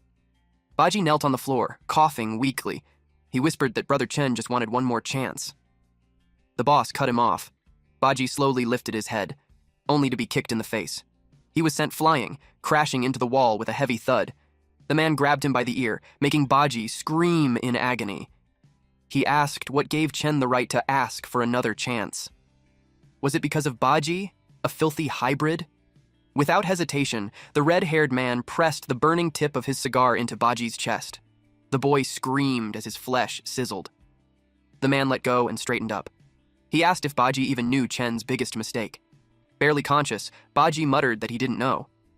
The red-haired man pulled out a handgun and aimed it directly at his face. He said the mistake was hiding like a coward and sending a hybrid in his place. Baji's eyes widened in pure terror. A gunshot rang out. Crimson blood splattered across the wall. Water dripped from a metal pipe and tapped against the stone tiles in a steady rhythm, inside an industrial tunnel. Chen adjusted a bandage. He carefully wrapped it around Baji's bloody shoulder. The scarred cat winced as the cloth tightened. Not convinced, Chen asked if the boss really wasn't that angry. Baji said the boss was very forgiving. The boy added that Chen had underestimated the boss's kindness. Baji said a chance for redemption was being offered. Chen only had to return and apologize properly. Baji was confused when Chen suddenly stood up. Chen asked if he really had to go back and apologize. He asked how it could be that simple when the boss wasn't easy to talk to. He admitted he had done too many bad things for the boss. He even knew things he shouldn't know. He said Milian was cunning and suspicious. He knew someone like him would never be allowed to exist, and that sooner or later, he would be eliminated. Chen let out a sigh. And on top of that, if the boss was really that forgiving, Baji wouldn't have been this badly injured. Baji went silent as he replayed what happened. A handgun was pointed straight at him while he was ordered to find Li Chen and make him apologize in person. Baji dropped to his knees and clutched his head in pain. He had been told he might get another chance if he gave a clear explanation. Lian reminded him that if no one showed up that night, he would be treated as a defector. He was asked if he understood what happened to traitors in the Milian gang. Baji argued that the boss didn't kill him. Chen knew it was because he didn't go see him this time, and the boss needed him as a messenger. He said their corpses would have been thrown away if he had gone back with the boy. The boy was clearly shaken by that. He said the boss wanted him dead, but he wouldn't give him the chance. This time, if Baji didn't come back alive, Chen would escape. That's why he was spared. And because of that, he wasn't worried about letting him go back alone. Baji asked what they should do next. Chen admitted he didn't know either. He sat on the cold floor of the dark tunnel with the boy. He admitted he was unsure, then told Baji it was time for him to go. A metallic click echoed as the man reached for the boy's neck. He removed the heavy black collar. Baji stared in shock as the restraint was removed. Demonic power surged through his body. Meanwhile, Chen's own power began to fade. He winced in pain and broke into a cold sweat. He told Baji that he had already done what needed to be done. He felt weak. He placed a hand on Baji's shoulder and said that what came next was only between him and Milian. Chen ordered him to run as fast and as far as possible. He declared that his life and death had nothing to do with Baji anymore. He then turned and walked into the shadows of the tunnel. Baji asked what would happen to him if he left him alone. Chen knew Milian would never let him go. He said that if he didn't show up tonight, his bounty would be posted all over Liju by dawn. He thought about General Liu and a group of dangerous enemies. He remembered kidnapping the general's daughter, so he knew the man would never let it go. The Jingguo Temple and the cat hunters were mortal enemies, so even if he escaped before, he was never truly safe. But as long as he stayed within the Tang Empire, they would find him sooner or later. Chen walked deeper into the dark tunnel. He told Baji not to just stand there, but to run. He He told him to live as a stray cat. He said survival was still possible, even if he got caught by the Jingo Temple and lost his freedom. Chen looked back one last time and admitted he had done many wrong things and deserved to die. But Baji was different. He insisted that the boy should live. Baji lowered his head, his face filled with sadness and defeat. Chen disappeared into the darkness. At an alleyway. Chen sprinted through a dark, narrow alley. He glanced over his shoulder, sweat running down his brow. He wondered if he had lost his pursuers. Behind him, a gang of male cats in dark cloaks stepped out from the shadows. Their leader, a blue-haired cat, told him to stop right there as he barked orders for his men to kill Chen. Chen could only grit his teeth in frustration. One of the pursuers raised a handgun and fired. The bullet missed as Chen dove around a corner. He rushed past a large green dumpster and searched for a place to hide. The gang chased after him, but they lost sight of him and had to search the area. The alley fell silent. Slowly, the lid of the green dumpster lifted. Chen climbed out. He muttered that his enemies were getting crazier. He thought about Baji and wondered if he had escaped Liju. He knew he made the right call sending him ahead. With Baji's impulsive nature, escaping together would have been harder. A voice suddenly spoke behind him, asking if he could survive without Baji. Chen froze in surprise. Two figures stepped out from the mist at the end of the alley. A tall, muscular man with wolf-like features stood beside a female cat. They moved with calm, steady confidence. Chen didn't wait. He drew his weapon and took aim. He fired at them, but the attack was easily blocked. A strange whip-like force deflected the bullets, sending sparks into the air. Chen stared in shock at his opponents. The female cat looked at him with cold, glowing eyes. Chen turned and tried to run, but a glowing green whip lashed out. The energy wrapped around his ankle and yanked him back. He slammed hard onto the pavement. The large cat stepped forward and pressed a heavy paw onto his head. They realized Chen was the one who dared touch the big sister of their cat street. He demanded to know who gave Chen the nerve. The man gasped in disbelief when he heard the name, Cat Street. The beast pulled a sharp, gleaming dagger from his belt and smiled. He warned that every kindness was repaid and every grievance was avenged. The prisoner was told to be ready to pay the price for his actions. Suddenly, the woman placed a hand on the beast's shoulder, stopping him. The beast turned his head toward the silent woman. He addressed her as Big Sister, and asked how the man should be dealt with. Chen was stunned to see the big sister of Cat Street. Then he remembered the trafficked cats. She had been one of them. She said they would handle things according to Cat Street's rules. They were known as Cat Street, one of the 4 major folk powers in Liju. The next day, the sun rose over a grand traditional complex. Lai held an invitation from Cat Street. A small cat girl in a maid outfit smiled at them. She explained that the invitation was a token of gratitude for being saved earlier. She invited them to visit Cat Street. Guishen looked concerned. She said Cat Street was not a good place for cat handlers. Lai asked why. Even if the name Cat Street sounded normal, it was one of the largest gathering places for cat demons in all of Liju. It was known as a paradise for stray cats. Lai wondered if the Jingguo Temple had ever done anything about it.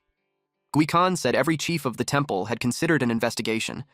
But even after many years, Cat Street still remained. She didn't expect that the kitten they saved on a whim was actually from Cat Street. The cat girl blushed and smiled at the group. Lai asked if she was a stray cat too. The girl quickly denied it. She explained that not all cats on Cat Street were strays. She said most members were like her with stable identities and jobs. She added that homeless cat demons only stayed there from time to time, but they usually didn't stay long. Lai nodded, starting to understand the situation. Gukan called out to him and warned him not to be fooled by the little kitten. She agreed with Sheng, saying that Cat Street members were not friendly toward cat handlers. She pointed out that they especially disliked those from the Jingo Temple. After all these years, this was the first time Cat Street had invited a human inside as a guest, so she warned him to be careful. She told him not to get so dazzled by the kitten that he couldn't even think straight. The girl became flustered by the warning. She insisted that would never happen. She explained that kindness was always repaid on Cat Street. She said she invited him because he saved her life, and she wanted to return the favor. She even offered to do anything he asked if he was still worried. Lai watched her and thought she actually seemed friendly, and he knew he had saved her life, so she wouldn't turn on him so easily. He decided it would be rude to refuse her invitation, and it was a chance to see something new. The girl lit up with joy at his decision and cheered. Guikan reminded him to be careful with everything. She explained that she wouldn't be going because she had other matters to handle. She told him to call her immediately if anything went wrong. Lai waved goodbye to her. But she suddenly came back. She grabbed his shoulder, remembering she still had something to tell him. She said that soon it would be time for the intermediate cat handler evaluation, so he needed to prepare well. She encouraged him to get promoted early and become a senior cat handler like her. She said it would make it easier to reach a certain goal, but stopped halfway. Lie was confused by her sudden silence. He asked what would be easier. She brushed it off, saying it was nothing, and blamed her impatience. She told him to stay safe and walked away. Lie and the girl finally arrived at Cat Street. The atmosphere felt heavy and grim. Many cat demons lived inside the crowded buildings. Lie noticed a cat girl in a wheelchair, her legs cut off and wrapped in bandages. A large beast man in a white shirt stepped in front of Lie and told him to keep his eyes to himself. He warned Lie not to wander or snoop around in a place like this. Otherwise, if something happened, he shouldn't blame them for not warning him. Lie kept walking, but could feel eyes on him. Cloaked figures with glowing red eyes watched from the shadows of an alley. More watchers sat on rooftops and peered out from windows. The cat girl walked beside Lie and addressed him as Your Excellency. She told him to put away his waist token first. Lie was surprised by her formal tone. He introduced himself as Gan Lie and told her to just call him Lie. He realized she hadn't told him her name yet. The girl blushed at his casual tone. She stammered and said her name was Louisa. In the background, other catmen watched in shock. Behind her, 2 catmen reacted in pure shock. They shouted that their big sister must be sick and that her face was burning. They even wanted to call a cat doctor. She turned and glared at them, while Lie stayed completely unaware. He simply said it was a nice name. He decided to call her by her name. Her cheeks turned red as she smiled and agreed. The young man noticed that the surrounding cat people were staring at him strangely. He knew the relationship between cat demons and humans was usually bad, but this felt a bit too obvious. It almost felt like he had a blood feud with them. She heard him and said that the term blood feud wasn't wrong. She explained that cats, whether house cats or wild cats, were seen as others by humans. It was pointed out that humans didn't need a reason to hate or reject them. She said humans didn't care about their identities or even their human forms. Every cat on the street had climbed up from the very bottom of society. Louisa recalled her past.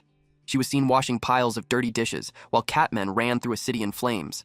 She said that no matter how hard they worked, they were only fit for the lowest and most dangerous jobs. Lie finally understood why the cats around him looked so guarded. It was because he was an imperial cat handler from the Jingo Temple. She confirmed that conflict between humans and cats had always existed. The Jingo Temple, as the headquarters of imperial cat handlers, had been involved in countless conflicts with cat demons. So in a way, they lived in completely different worlds. She added that the hostility from the other cats was only natural because of his status as a handler. He watched her expression closely. He looked at the back of Louisa's head as she kept walking. Then he asked if anyone had ever tried to change this situation. They were stunned by his question. She wondered out loud why anyone would want to change the way things were. Then something clicked. She said maybe some people had tried to change things before, but she had never heard of them. Otherwise, a place like Cat Street wouldn't exist. Lie followed her deeper into the city. He realized she still hadn't explained what Cat Street really was. He asked her what kind of place it truly was. Suddenly, Louisa stopped. She turned to him with a smile. Lie looked at what she wanted him to see. He was stunned by the view. The narrow alley opened into a wide, lively street. Colorful signs and banners hung from the balconies. Birds flew across the sunlit sky as people went about their day. This was Cat Street. Cat demons of all kinds walked along the pavement. The whole district was filled with a vibrant, living energy. Louisa welcomed Lie into the Cat Street bar. He was stunned. She said it was a paradise for cats and the best sanctuary. The bartender noticed her.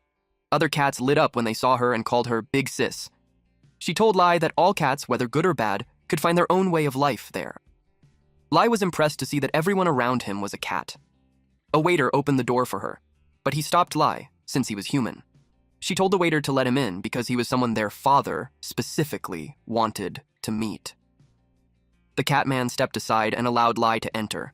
They walked down a long staircase. It took a while before they reached the bottom. It was Cat Street's prison, used to punish sinners. Lie became curious about these sinners. She explained that they were those who broke Cat Street's rules, or enemies who opposed them. When it came to things like cat hunting, their stance was similar to Jinguo Temple, but their methods were very different. Now Lie understood why Cat Street and Jinguo Temple had such a bad relationship. She felt a little sad, thinking he might start to see Cat Street in a bad way too. They continued walking deeper inside. Eventually, they arrived at a massive door. She told him to go in. Inside was a large room filled with detailed statues. Several catmen sat around a long table lit by candles. They welcomed their benefactor to the Grey Hall, their home. Lie felt uneasy. He asked what they were planning to do. He could tell these old catmen were not people to mess with. If he had known, he would have listened to Guikan and brought Hoyo with him. But Hoyo had been too lazy and refused to come. Lie worried that if anything went wrong, he might not make it out alive. Louisa told him not to be nervous. She introduced the elders of Cat Street. They were the ones who followed the leader and built Cat Street decades ago. They were the ones who made all the decisions. She told him that Cat Street always repaid kindness and took revenge for grudges. Since he was their benefactor, he was now the benefactor of all Cat Street. She explained that in a moment, the elders would combine their cat techniques and place a mark on his body. Lie frowned, confused. She said this was how Cat Street treated its benefactors. It was very different from how they treated sinners. From now on, wherever he went in Lizhu, as long as Cat Street existed there, he could show the mark and receive help from its members. He asked what he needed to do. She told him to sit down, close his eyes, and relax. Vines suddenly spread from her hands and wrapped around him. He was startled as he was tied to the chair. His arms and legs were bound tightly. She told him it might hurt a little and make him feel dizzy, but it was normal. He was stunned. Then all the elders used a combined cat technique called shadow bind. Dark vines pushed into his chest. Lie cried out in pain. He clenched his teeth and endured it. After a while, it was over. The room lit up, and he was left alone. His eyes were unfocused. Then a voice asked if he was awake. A mature green-haired catwoman wearing glasses stood before him and congratulated him. He had been turned into a cute cat girl. Lie was horrified when he heard he had become a cat girl. The long green-haired cat burst into laughter, while Lie quickly checked if his body was still the same. When he did that, Louisa blushed deeply, covered her eyes, and turned away. She told father to stop joking. Lie was confused when she said that. He asked if the catwoman was her father. Louisa said yes. She introduced her as Madame Giovanna. She explained that her father was also the father of all Cat Street members. Lie realized that father was just a respectful title for the leader. Louisa told her father that Lie was the one. Giovanna understood that he was the benefactor Louisa had mentioned, but Lie looked confused. Louisa became embarrassed and stayed quiet. Giovanna said that Louisa talked about him often, so she didn't want to miss the chance to see the talented young man who had caught her daughter's attention. Lie said he only did what he could. She told him to relax and said she was just teasing. She said she had Louisa bring him here. What the elders placed on him was a shadow curse bond unique to Cat Street. A black mark appeared on his chest. It looked like an eye with a four-pointed star around it. Giovanna assured him it was safe. Even Louisa had the same mark. Although it was called a curse bond, it would actually help his human cultivation. And if he ever faced danger, Cat Street would sense it and come to help him right away. Louisa grabbed his hand. She pulled him toward the exit and told her father they were leaving. Giovanna teased her for being in such a hurry. She said she wouldn't disturb them any longer. Suddenly, she tossed something at Lie and told him to catch it. Lie asked what it was. He looked at the badge in his hand. She explained that it was an identity symbol of Cat Street. With it, he could move freely through all of Cat Street's gray industries. Since Louisa said he was different, she warned him not to trust people from the Jingguo Temple. Still, she believed her daughter wouldn't lie. She hoped he could keep his true nature. She was about to mention the possibility of him betraying Louisa one day, but Lie cut her off and said that would never happen. He said deception and betrayal were not part of who he was. He added that understanding gratitude and grudges wasn't unique to Cat Street. He told her his attitude toward cats would not change easily. He had already proven that from the moment he saved Louisa. Giovanna was stunned by his resolve. After they left, Giovanna asked everyone what they thought, even though the chairs looked empty. The elders suddenly appeared. One of them said Lie was an interesting young man. He noted that Lie didn't seem aggressive, but his inner will was much stronger than it looked. An elder with a scar over his right eye said Giovanna's warning was unnecessary. He believed the boy had already figured out the path he wanted to walk long ago. Even so, another elder questioned whether it was worth it for Cat Street to go this far for him. The elder sitting across from Giovanna reminded her that since Cat Street was founded, no cat had ever become a human's subordinate. Any cat who formed a contract with a human guardian would be expelled from Cat Street, let alone someone chosen as a successor. Giovanna asked them if they knew what Louisa had told her. Louisa said that Lie was different. She believed he was exactly what Cat Street had been searching for since the beginning. He was the hope to break the barrier between humans and cats. Giovanna said that before that incident, she had never seen that kind of look in Louisa's eyes. One elder sighed and said Louisa had grown up. and they would have to respect her choice. Outside the bar, Louisa apologized to Lie for her father's behavior. She told him not to take those words to heart. Lie asked if the person earlier was her godfather. To him, the whole group felt like a mafia. Louisa explained that her father was a foreigner, and she used to belong to a mafia family overseas. Later, she and some of her family came here and built Cat Street together. She said that cat society was very different from human society. Keeping order required not just rules, but real power. The hierarchy among cats was based on the absolute gap in strength. Lie became curious. He asked if a level 5 cat was very strong, and what kind of position they would hold. Louisa answered that in all of Cat Street, only her father had reached that level. She explained that cats at that level rarely stayed alone, and they almost never joined groups like Cat Street. Even someone who had just reached level 5 could easily become the leader of their own faction. Any wild cat that reached level 5 would break past territorial instincts and form a cat village or even a cat town. She said that years ago in Lizhou, a level 5 cat demon tried to build a cat town. But before it could grow, Jingo Temple sent a large army and wiped it out. Tens of thousands of wild cats scattered in fear. Lie was shocked. Their conversation was suddenly interrupted by a commotion. Louisa asked what was happening, and Lie suggested they go check. Several men were kicking someone on the ground. The man on the ground noticed them. He begged them not to kill him. Then he arrogantly shouted for Jingo Temple to come and save him. Lie froze in place. The man added that he had important information to report to the Jingo Temple. Those cats noticed their big sister. Louisa glared at them, and they immediately fell silent. Lie recognized the man on the ground as Chen and asked why he was there. But one of the cats interrupted and warned Lie that since he had entered Cat Street, he should mind his own business. Lie turned to Louisa. He asked what they were doing. She told him the man belonged to Milian. After Lie saved him before, Cat Street had been tracking him and finally caught him a few days ago. Chen tried to speak, but a cat kicked him for interrupting their big sister. Lie was shocked. Chen fell to the ground. Louisa said that Cat Street was different from Jinguo Temple. Lie looked uneasy. Louisa and the large cat both stared coldly at Chen. She said that Chen had harmed them before and that he was a professional cat hunter from the Milian gang. For people like him, there was only one ending in Cat Street. Another hooded cat pulled out a dagger. He moved to strike Chen, but Lie rushed forward. Suddenly, someone told the cat to stop. The cat paused and looked at Louisa for orders. She gave a small nod, so he stopped. Lie helped Chen up. Chen tried to speak to the representative of Cat Street. He said he was sorry for what he had done before and claimed he was no longer part of the Milian gang. Louisa frowned. Lie asked what this Milian gang was. He remembered Chen saying he had something to report and asked if it was about them. Chen recognized Lie and found it ironic that a professional cat handler from Jinguo Temple had never heard of the Milian gang. Louisa explained that, like Cat Street, the Milian gang was an independent armed group founded by the cat hunter leader Maximilian, separate from the Jinguo Temple. But unlike them, they treated cat spirits as tools for profit and didn't care about their status. Lie was shocked by this. He remembered the trafficked cat demons. Chen confirmed that the Milian gang was exactly that kind of organization. Lie thought about Chen's cat, but he realized the cat wasn't with him, so he asked where he was. Chen said Baji wasn't there. Chen admitted he had made many mistakes and knew he had to pay for them. He accepted being hunted, but said Baji was innocent and shouldn't suffer for his crimes. Lie was stunned. He realized he had let Baji go, and he praised Chen for it. He felt relieved that Chen wasn't like the others who treated cats, even their own, as tools. Chen said that Baji was his cat, and as long as he stayed with him, even for one day, he had to treat him well. He didn't care what others thought of him, but Baji was someone he would protect to the end. That made Lie smile. He asked Chen what kind of help he needed. He asked if Chen wanted him to pass the Milian gang's information to the Jinguo Temple in exchange for protection, or if he wanted to use the temple's power for revenge. Chen was speechless. He felt relieved, as if the heavens hadn't abandoned him.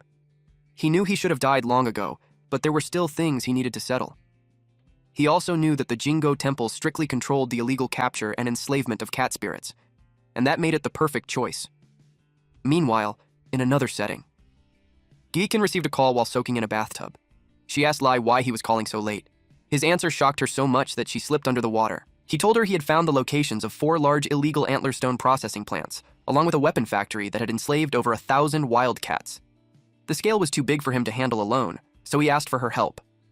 Meanwhile, Lie stood on the phone and waved goodbye to Louisa. He asked Guican if she remembered the illegal cat hunters they encountered before. Cat Street had been investigating them, and Louisa had given him detailed information about the forces behind them. It all pointed to a group called the Mi Lian Gang. Guishan asked where he was and said she would send people right away. She moved quickly and grabbed Sheng without warning. This was the perfect chance for a promotion. With a case this big, even if they only got 30% of the credit, it would still be enough for her to move up. After settling things, Lai ended the call. Now, his plan was to hide Chen's identity from the Jingguo temple and keep him safe. Chen had once been a trusted member of Mi Lian, so he assured Lai that the factory locations were accurate. He reached out his hand and told Lai that once everything was over, he would become his agent and handle things Lai couldn't deal with personally. Lai shook his hand and said it was a pleasure doing business with him. Under the full moon, at one of the factories, helicopters flew across the night sky as chaos unfolded below. Soon after, armored vehicles rushed forward at high speed toward the factory, preparing for action. A soldier warned them to stop the vehicle, saying the area ahead was within the factory's internal radar range. The vehicles stopped immediately. Lai looked down at the massive facility and was shocked by its size. Guizhan proudly spoke about her status. She said that even a quasi-senior was still a senior, and there were fewer than 10 spirit cat handlers like her in all of Lizhou province. With her rank, she rarely faced trouble. She added that aside from Jingguo Temple, even the royal army would support her if needed. A report came in saying that an unusually strong energy signal had been detected beneath the factory. A soldier in the helicopter confirmed that the final illegal factory site had been located. It was about 20 meters below the target area. Based on radar, there were at least several thousand tons of high-quality antler ore stored underground. The total value could easily reach hundreds of millions. Lai and Guikan were stunned. She grabbed his shoulder. She told him that the two of them would land there, while the rest stayed on standby.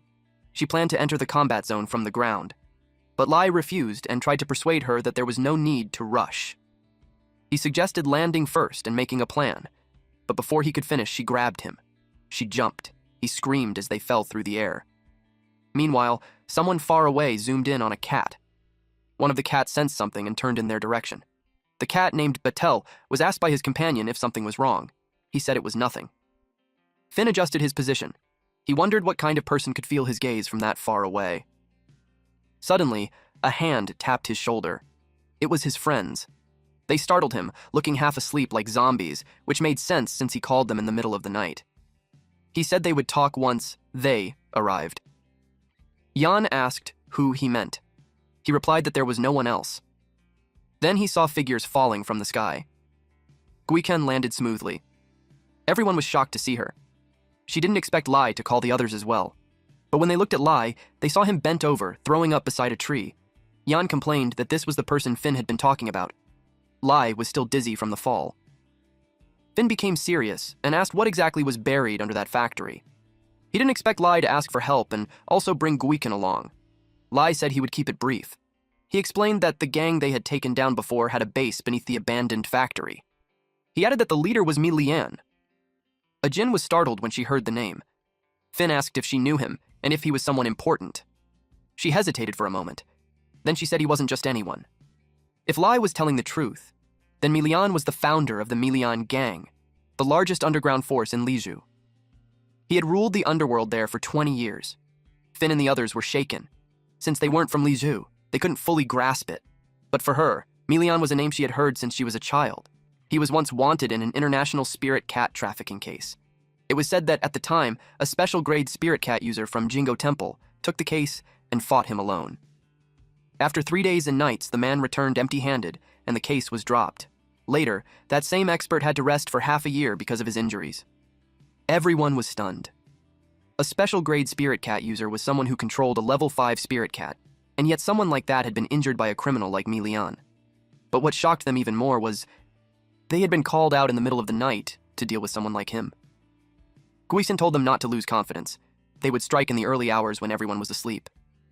Meanwhile, Mi Lian waited, wondering when they would make their move. He smiled. He asked Baji what he thought. Baji was tied up, hanging by his arms.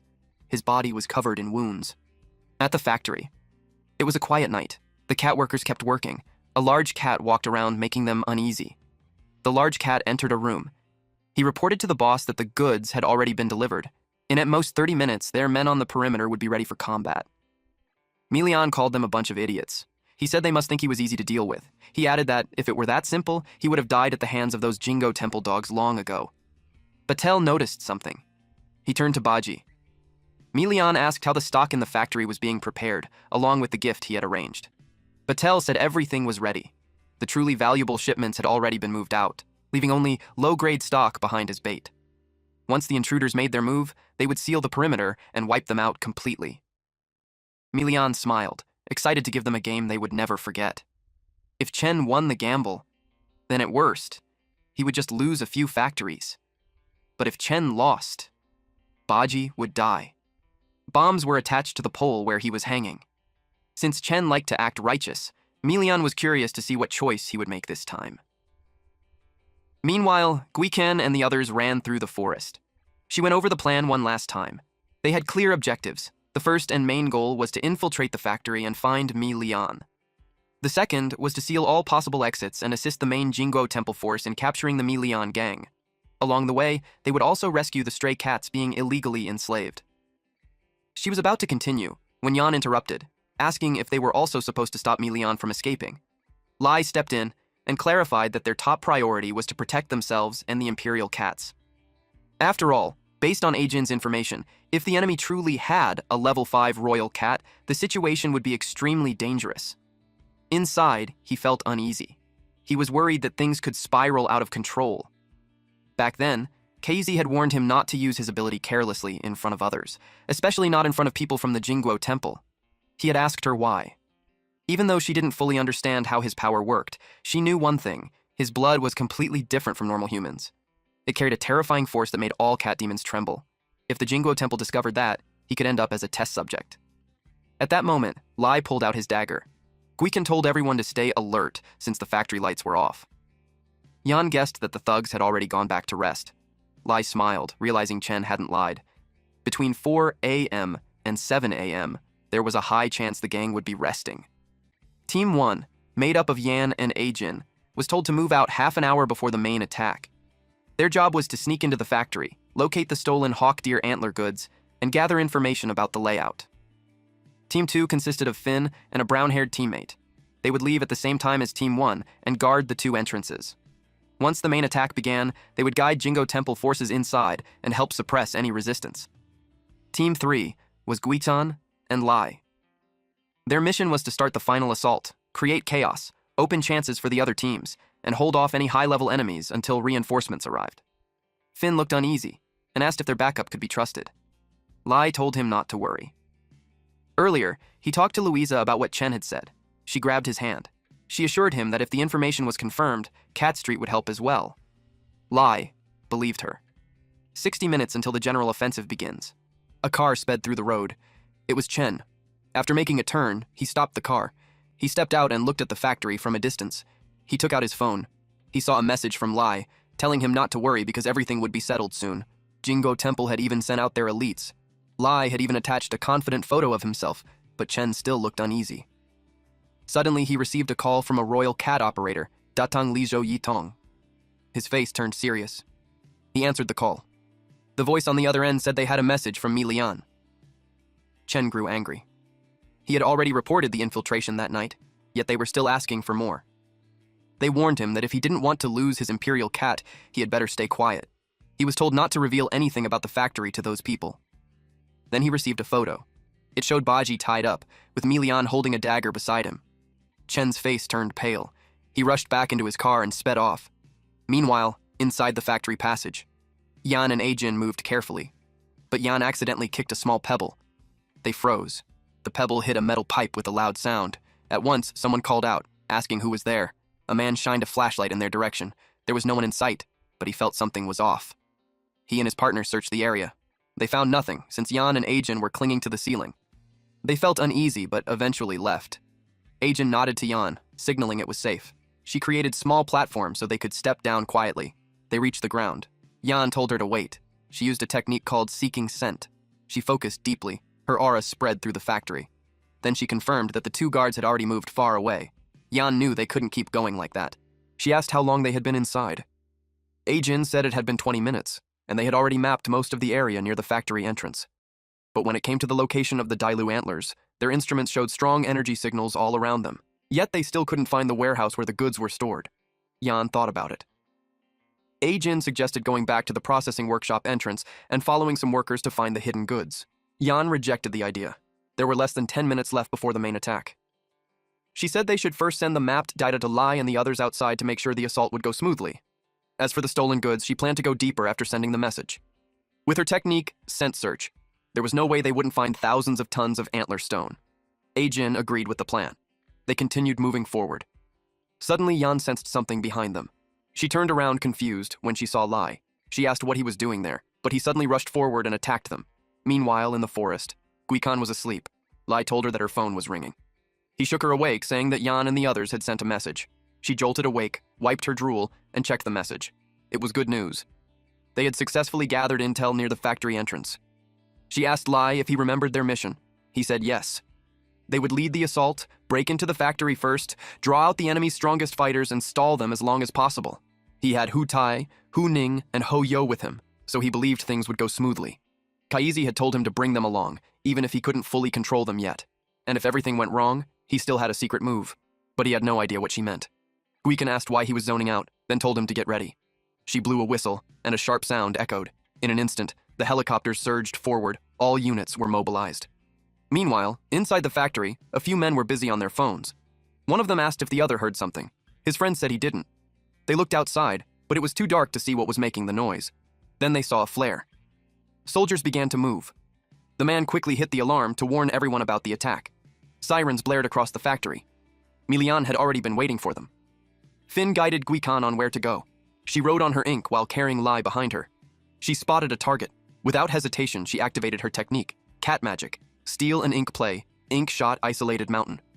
She hurled the pole forward. A massive explosion erupted on impact. Purple flames burst across the ground.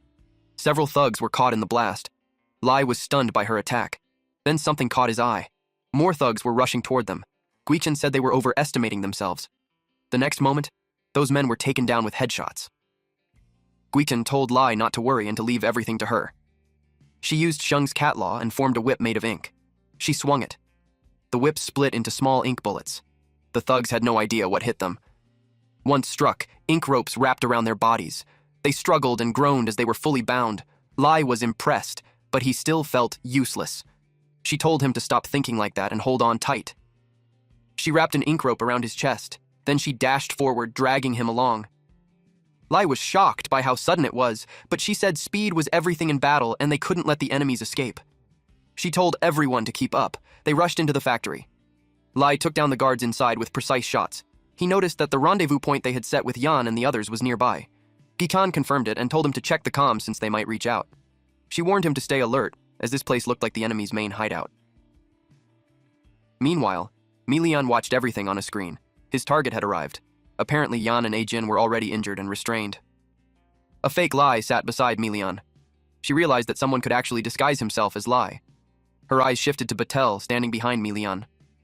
Milian noticed her gaze and turned toward her. She let out a frightened scream. Her face turned pale.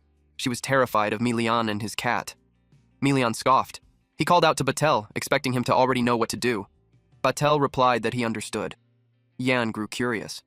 Batel listened through the communicator. Then he dropped it on purpose and crushed it under his foot. He told the other fierce-looking cats that they were moving out. They became excited at once. A thick-browed cat told Batel, whom he called Brother T, to give them the humans inside after the mission. A blue-eyed female cat wondered what she should take for herself. A large gray-haired cat said they should finish the boss's mission first. He reminded them that the boss personally sent them and that they should feel honored. He also brought up how the boss had helped them before with the Cat-God Covenant. The female cat stuffed a furball into his mouth to shut him up. Batel showed no emotion. He was determined to make them disappear, just like the others before them. Back to our MC, Lie told Guikan that he had received a message from Yan and the others. They said they had found Milian's location. Guikan took the communicator from him to confirm it herself. She listened, then looked toward the direction they were heading. Then she said, "Let's go." Alright, that's it for today's story. If you want the weekly chapter updates for this series, those will now be uploaded on my second channel, Manhwa Updater. So if you don't want to miss what happens next, make sure to check it out and join the update gang. Thanks for watching, stay cool, stay awesome, and I'll see you in the next one.